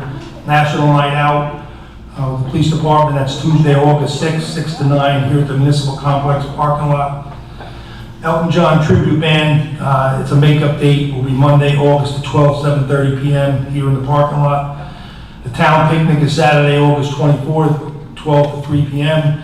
Saddle River County Park. The Mayor's Walk is the morning of the picnic from 9 a.m. to 11 a.m. around the pond.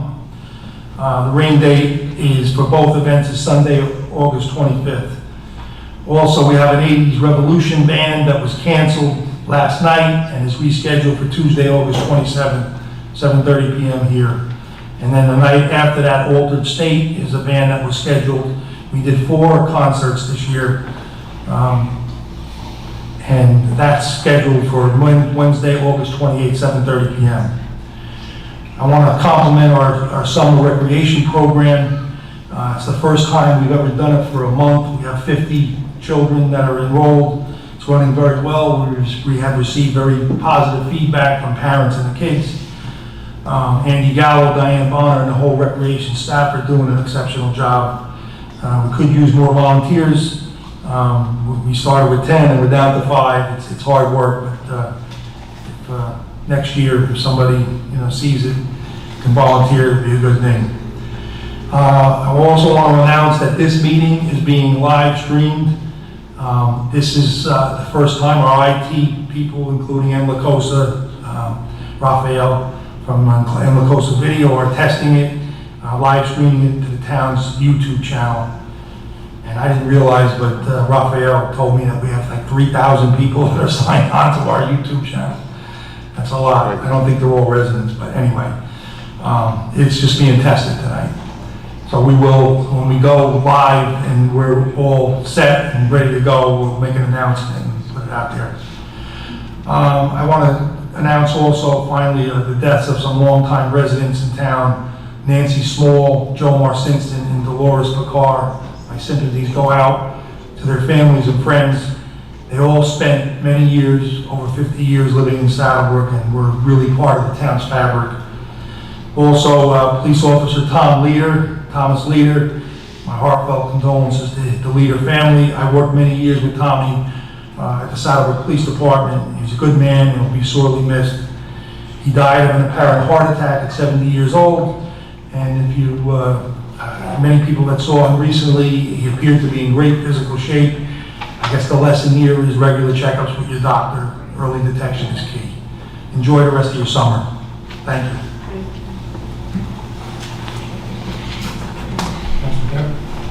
Good evening, everyone. I'd just like to congratulate Lieutenant Matthew Rivera and Sergeant Irving Gutierrez on their promotion. Saddlebrook is very proud. We have a great police department. We have a flood committee meeting on Thursday, June 27th. Residents in attendance with Pete Ladico, OEM coordinator Tom Dickman, Emily Wong, Gail Sikorsky, the mayor, and myself. We discussed flooding along the Saddle River. Tom Dickman mentioned the storm hurricane predictions for the year. It is very high. We're anticipating 25 named storms, 8 to 13 hurricanes, and 4 to 7 of those being major. So it's something that obviously we're concerned about. We also talked about obtaining a high water vehicle through a program, the 1023 program, and that's something that's going to be coordinated with the police department. All right, but we're looking to be prepared in the event the worst happens here. Okay. The mayor mentioned the budget. We had garbage, huge increase in garbage, 100% increase in garbage, waste removal. So with that type of increase, and we're not immune to inflation, like the mayor said, we're not spending one more nickel than we have to. Between that, the health care, the pension obligations, contractual obligations for the employees. Also, the Board of Ed is under the same thing. They're dealing with the same thing. They're dealing with increased costs. Also, the residents passed a referendum, a much-needed referendum. Okay? Schools are very important. I've been in education for 28 years. I'm an administrator in the schools. My daughter goes to school here. She's having a great experience at Long School.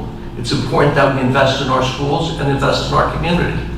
Nobody likes to pay high taxes. Nobody wants to pay high taxes, spend more money than we need to spend.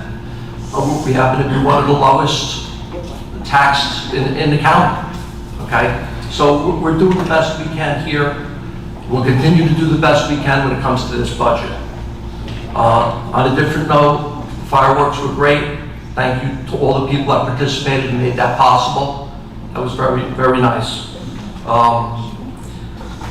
Hope to see everyone at National Night Out on August 6th. Hope to see everybody at the Township Picnic on August 24th. Thank you very much. Have a good evening. Thank you, Council President. I too would like to congratulate Lieutenant Rebecca Rivera and also Sergeant Irving Gutierrez on their well-deserved promotion. Thank you for your dedication and your service to our town. Please stay safe. On a solemn note also, I'd like to extend my sympathy and prayers to the family of the Leader family, and also longtime friend of our township, Amos Ludo, to his wife and family, and our condolences also. Thank you. Have a safe summer. Thanks. Oh, by the way, I'm running for council also. Thanks. I hope everybody has been enjoying their summer. I know it's been a very, very hot one, so I hope everyone is staying cool. I too would like to congratulate, Lieutenant Rebecca Rivero and Sergeant Irving Gutierrez on their promotions as well. Well deserved. Thank you. Mr. Luca? I'll start off with the promotions, and I want to congratulate Becky and Irvin. The Sanchez family, there must have been something in the water there, because I never see them not smile. And my natural face is a grimace, and they're always smiling, so God bless them, and well deserved. And I believe the first female lieutenant in Saddlebrook history. Irvin, I was honored to sit in on the interviews way back when he was hired. Mayor Chamberlain asked me to sit in, and I did recommend him. I thought then that he would make a great addition to the force, and that's been borne out. In regard to also the police department, on a sad note, Tommy Leader passed away. I'm friends with a bunch of police officers. I didn't get to know Tommy that well. I did have some interactions. He was always pleasant to me, and from speaking to my friends who worked with him, he was a pleasure to work with and just an all-around good guy. Flo brought up Emil Sudol. He was involved in the Democratic Club. He was also, I believe, on the planning board, zoning board, I think the planning board. Emil was a piece of work. He was a good guy, and we always had a lot of fun with him, and he'll be missed. I was kind of shocked when I heard that he had passed. The mayor had mentioned the concerts. We had the bad luck of having rain for 2 of our concerts so far, but we did have the good luck of being able to cancel them in time, so this way we didn't get charged for them. And a lot of times what happens is you look at the weather outside and you say it's 8 o'clock and the concert's supposed to start at 7:30. You're like, why did they cancel this? And at 8:30, the heavens open up, and we made the right choice. Relying on weathermen is not really fun, and it eats at your stomach because you're hoping that they were right. But so far they got it right twice. The road program they talked about, I think that the town is doing a great job in systematically paving all the roads. I know for years the roads were in horrific shape, and sometimes people thought that saving a couple of bucks on the budget was worth losing a kidney when you're driving down some streets. This council doesn't think that way and believes that public safety and infrastructure improvements are a high priority. So along with our engineer, I think the town is moving forward and improving our road conditions. Every year we try and get 5 or 6. I don't know the exact number of roads in town, but eventually it'll all be done and then we start over again. But we do have a specific road program in place. My writing is horrible.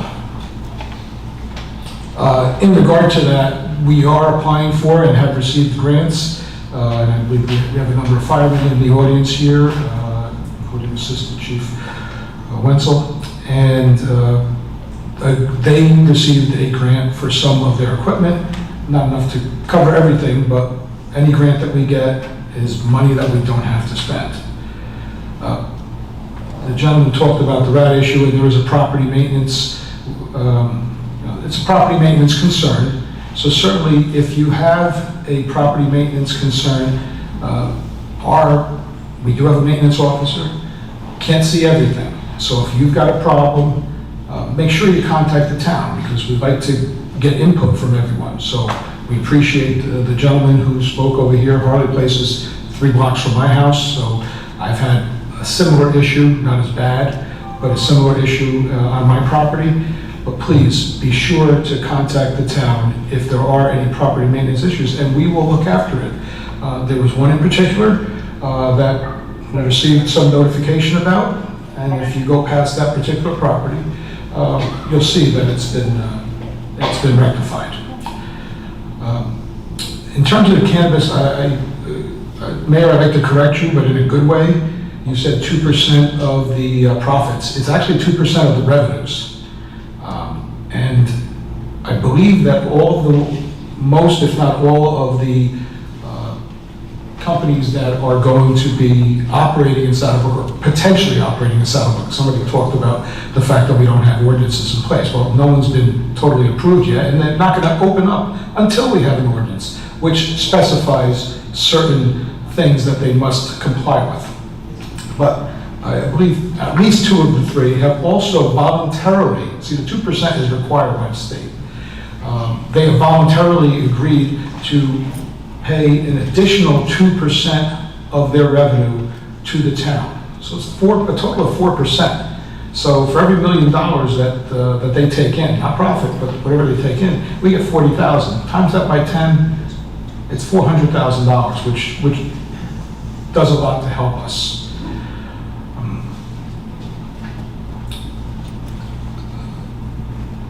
In terms of, again, a gentleman came up and talked about Pot Alley or whatever he called it. I think everybody drives up and down Route 17. And if you go on Route 17, Rochelle Park has one of the largest dispensaries in the area, if not the.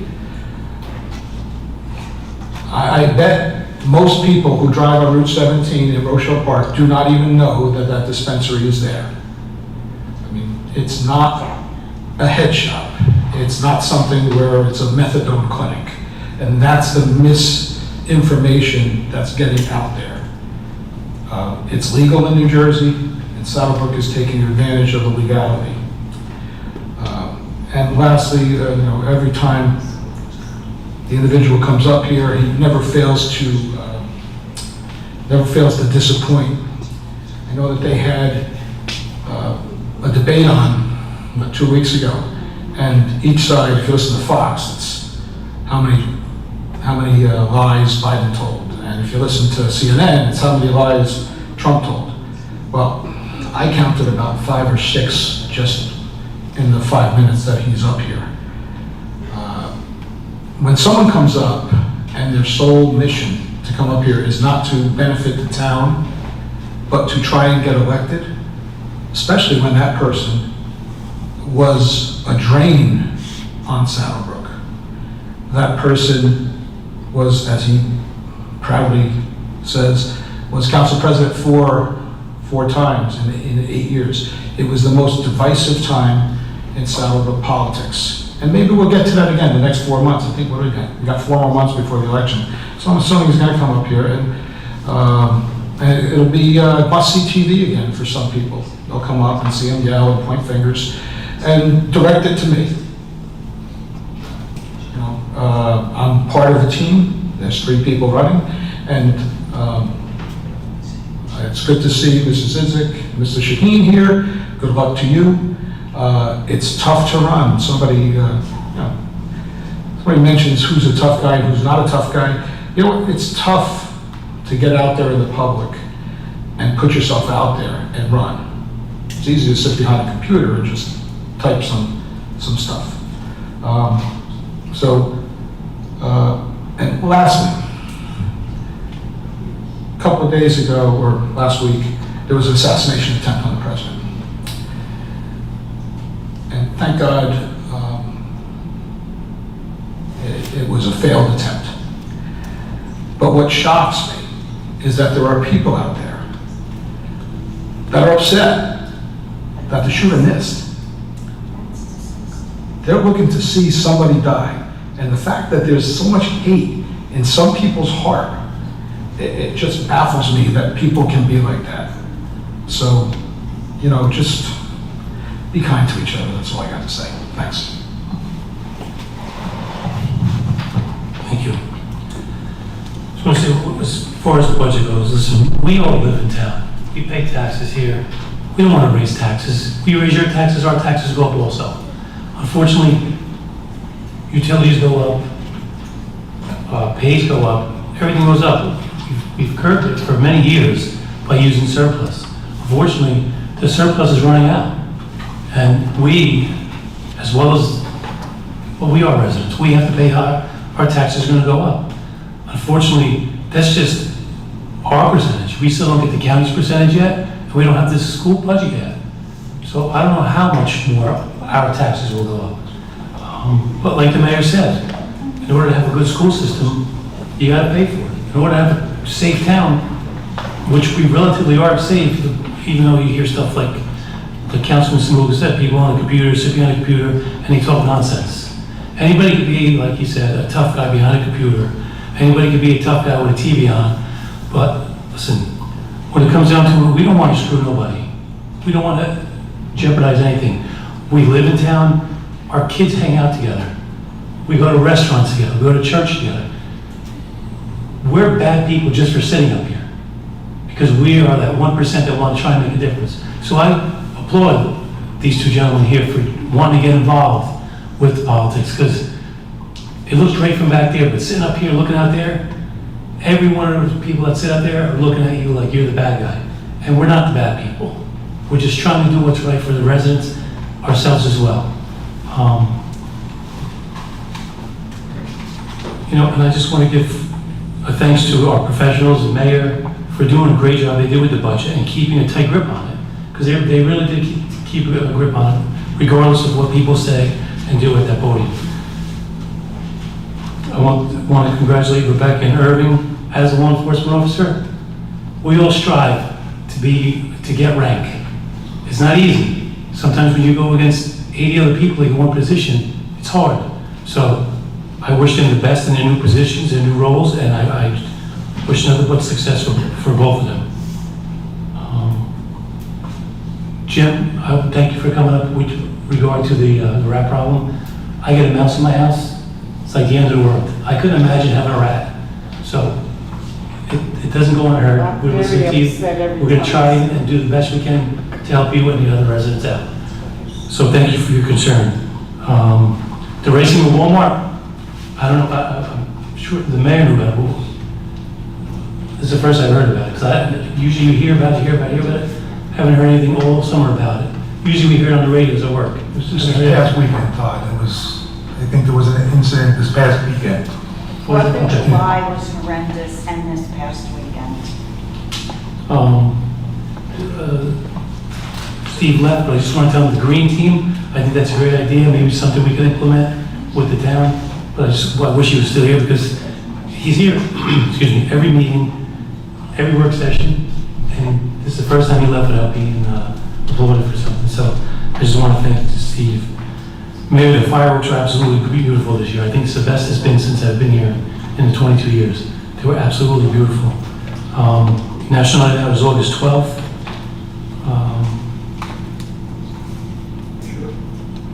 I'm sorry, August 6th. I got it written in a different spot. Come out and support your first responders.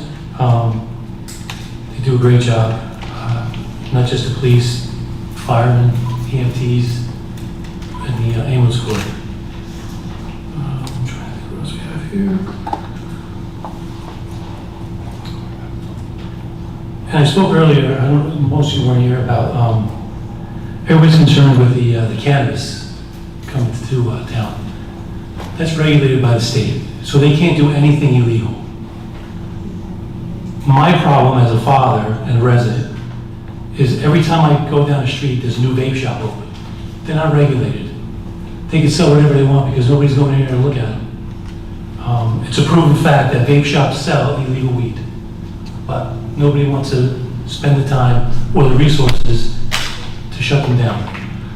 So, I would like to, if we don't, I believe we do have some type of ordinance, but I'd like to implement an ordinance to limit not only how many, but the times of business hours and the age. 18 and over, 21, I don't know. Listen, you can't get alcohol at 21, so I don't know why we can't put an age limit of 21 on a vape store. And I just want to leave you with, we're doing the best that we can for everybody out there. We're not here to line our pockets, because, believe me, we do this for almost for free. The money we get, it goes back to rec, Little League, fundraisers. So we're legitimately here trying to do the best we can for the town. And I just want to assure you that no one's here trying to pull the wool over your eyes. And just, that's all I really have to say is have a good summer, and to all you outside workers, stay cool, because been there, done that, but stay healthy. Thank you. Next on the agenda are ordinances, we have ordinance 1752-24, an ordinance of the Township of Southbrook amending Chapter 173 of the Code of the Township of Southbrook entitled Stormwater Management for second reading. Motion for a second reading. Second. All in favor? Aye. An ordinance of the Township of Southbrook amending Chapter 173 of the Code of the Township of Southbrook entitled Stormwater Management. Motion. Motion. All in favor? Aye. This is now open to the public for public hearing. Anyone wishing to speak? Mic is yours. Motion to close the public? Motion. Motion to close? All in favor? Aye. Be resolved by the Township Council of the Township of Southbrook that the ordinance entitled, an ordinance of the Township of Southbrook amending Chapter 173 of the Code, the Township of Southbrook entitled Stormwater Management, is now passed on second and final reading, and that the Township Clerk be directed to advertise said ordinance or title thereof in the press, together with the notice of the date of passage of said ordinance according to law. Second. All in favor? Aye. Mrs. Scatino, do you need a roll call for that? Yeah, we should have a roll call for the adoption of the ordinance. We'll do a roll call. Yeah, just on the adoption, everything else could be as you did. Councilman Simaluka? Yeah, just for the public, this is something that is required by the state of New Jersey for stormwater management purposes, and I vote yes. Councilman Garrett? Yes. Councilwoman Sanchez? Yes. Councilwoman Mazer? Yes. Council President Armando? Yes. Next ordinance, 1753-24, calendar year 2024 ordinance to exceed the municipal budget appropriation limits and to establish a cap bank for second reading. Motion. Motion. Second. All in favor? Aye.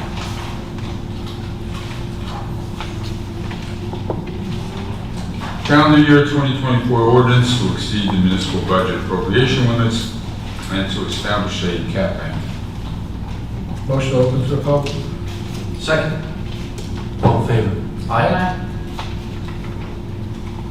This is open to the public. Anyone wishing to speak on this ordinance? Seeing none? Close the public. Second. All in favor? Aye. Be resolved by the Township Council of the Township of Southbrook that the ordinance entitled Calendar Year 2024 Ordinance to exceed the municipal budget appropriation limits and to establish a cap bank does now pass on second and final reading, and that the Township Clerk be directed to advertise said ordinance or title thereof in the press, together with the notice of date of passage of said ordinance according to law. Second. Roll call? Councilman Saluka? Yes. Councilman Garrett? Yes. Councilwoman Sanchez? Yes. Councilwoman Mazer? Yes. Council President Armando? Yes. First reading, bond ordinance to authorize the improvement of Cambridge Avenue in by and for the Township of Southbrook in the County of Bergen, State of New Jersey, to appropriate the sum of $400,000 to pay the cost thereof, to appropriate the state grant, to authorize the issuance of bonds to finance such appropriation, and to provide for the issuance of bond anticipation notes in anticipation of the issuance of such bonds for first reading. Motion. Roll call. Roll call. Sorry. Need a motion? Motion. Motion to give the first reading. And second. All in favor? No, roll. Councilman Simaluka? Yes. Councilman Garrett? Yes. Councilwoman Sanchez? Yes. Councilwoman Mazer? Yes. Council President Armando? Yes. Now therefore be resolved by the Township Council that a bond ordinance to authorize the improvement of Cambridge Avenue, linked by and for the Township of Centerbrook in the County of Bergen, State of New Jersey, to appropriate the sum of $400,000 to pay the cost thereof, to appropriate a state grant, to authorize the issuance of bonds to finance such appropriation, and to provide for the issuance of bond anticipation notes in anticipation of the issuance of such bonds, heretofore passed on first reading, be further considered for final passage at a meeting to be held on August 1st, 2024 at 5:30 p.m.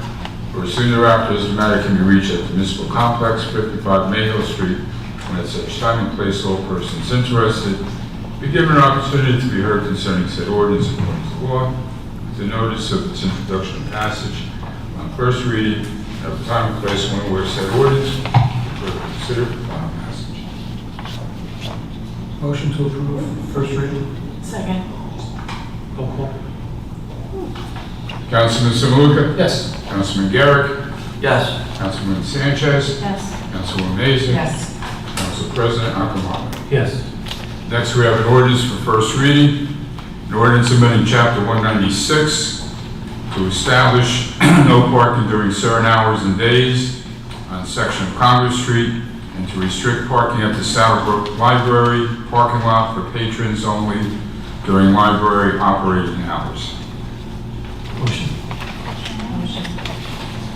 Second. Call. Councilman Samuka? Yes. Councilman Garrett? Yes. Councilwoman Sanchez? Yes. Councilwoman Mazer? Yes. Council President Akamato. Yes. Now therefore be resolved by the Township Council that an ordinance amending Chapter 196 to establish no parking during certain hours and days on a section of Congress Street and restrict parking at the Southbrook Library for patrons only during library operating hours, heretofore passed on first reading, be further considered for final passage at a meeting to be held on August 15, 2024, at 7 o'clock p.m. or soon thereafter as the matter can be reached at the Municipal Complex, 55 Mayhill Street, and at such time and place all persons interested be given an opportunity to be heard concerning said ordinance according to law, with the notice of its introduction and passage on first reading, and of the time and place when where said ordinance can be further considered for final passage. Motion. Motion. Second. Roll call. Councilman Samuka? Again, for the public, this ordinance is based on concerns of the residents in that neighborhood for high school students parking not in the designated parking lot, but on that street, thereby eliminating parking spaces for them, and I vote yes. Councilman Garrett? Yes. Councilwoman Sanchez? Yes. Councilwoman Mazer? Yes. Council President Akamato. Yes. That ends the ordinances. All items listed with an asterisk are considered routine and non-controversial by the Township Council and will be approved by one motion.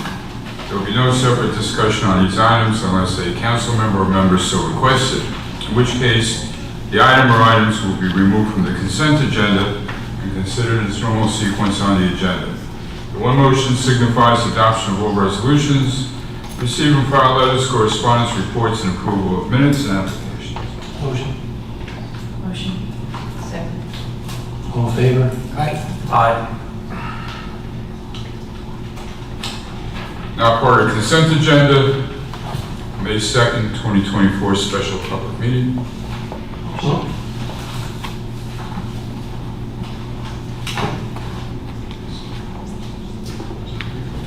Who's not voting? Second. Yes. Councilman Samuka? Yes. Councilman Garrett? Yes. Councilwoman Sanchez? Abstain. Councilwoman Mazer? Council President Akamato. Yes.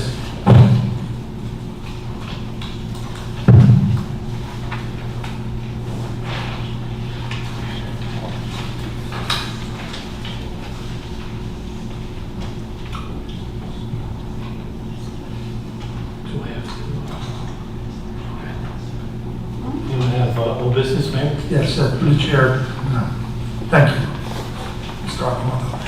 I just want to want to speak directly to Mr. and Mrs. Escudo and Mrs. Otarelli. I want to thank you for coming tonight. I want to let you know I am very concerned about what's going on in your situations, and you know, I'm going to do everything that I can to resolve it and help you with this problem. I just want you to know I care, and that's the one thing, and everybody up here, we care. We really do. And I would rather you be annoyed with me or say, well, he didn't meet my satisfaction, he couldn't get it done. If it's because, because I failed or whatever, that's not right with me, but I would rather you think that than think that I don't care, because I do care. And we're gonna work on that. And you brought up a lot of excellent points. So we'll resolve it. Trust me. And if you ever need to come talk to me directly, my door is always open. And I'll come by you and talk to you and look at the problem. Just have to schedule an appointment, and I'm available. I'm around all the time. So anyway, with that said, I also want to mention Mr. Simaluka. I do believe, I'm positive, we do have an ordinance that regulates the operation of the cannabis facilities. We do have it. I mean, and I know, as you said, we can amend it or add to that if we want to put further restrictions, but it is heavily regulated by the state. And Mr. Rodriguez mentioned about police officers, that we need to hire more police officers. We are going to, in the near future, hire police officers, because I want to make sure that we have the maximum amount that the table organization calls for. But the ordinance says, and the state requires them to have their own security. So, and he's made mention of a couple of things I've heard come back to me. He didn't say it here tonight, but I just want people to know that these cannabis retail locations, they're not bars, they're not smoking lounges. You can't consume on the premises. So people purchase and they leave. So you're not going to have people wandering around if they get high. I mean, if they want to purchase it and get high in their car, well, they're going to be in big trouble, especially if they get stopped by the police. But they're not going to sit there and do it. They're going to take it away. So that's important to note. I also want to thank Steve. He's been coming to all the meetings. He actually came to the planning board meeting this week, and you'd like to get him involved in something, because he's very interested in the town and what we do. And his idea about an environmental commission or a green team is good, and we should really consider that. And last, I just want to, Emil Sudol, I failed to mention him. I passed away recently. He's a good friend of ours, and him and I had our battles, but he was a good guy, and we always ended it amicably. So we'll miss you, Emil. Thank you. Anyone else on business? New business? Open the meeting for agenda items only. Motion. Second. All in favor? Aye. Anyone wishing to speak on any agenda items? Seeing none? Motion to close. All in favor? Aye. Motion to adjourn? I have a final comment. Just on the comments, I just want to mention Emil Sudol as well. I was witness to some of those battles between Bob and Emil. He's a great guy. Very interesting, good person. Also, I guess I'll be the last one to declare that I'm running for re-election while everybody else is doing that, so I figured I'll throw that out as well. And then one other thing I just want to mention is my friend Tommy Johnson, a captain from the police department, is going to be retiring effective August 1st. So I just wanted to mention that to everybody. Tommy worked 29 years with the police department. And I mean, I know we have August meeting to recognize Tommy and stuff, but I know a lot of the residents know Tommy, and I just want to mention that he's going to be a great loss for our police department. So, thank you. Anyone else comments? Motion to adjourn? Second. All in favor? Aye. Thank you, everyone. Can I see your rat?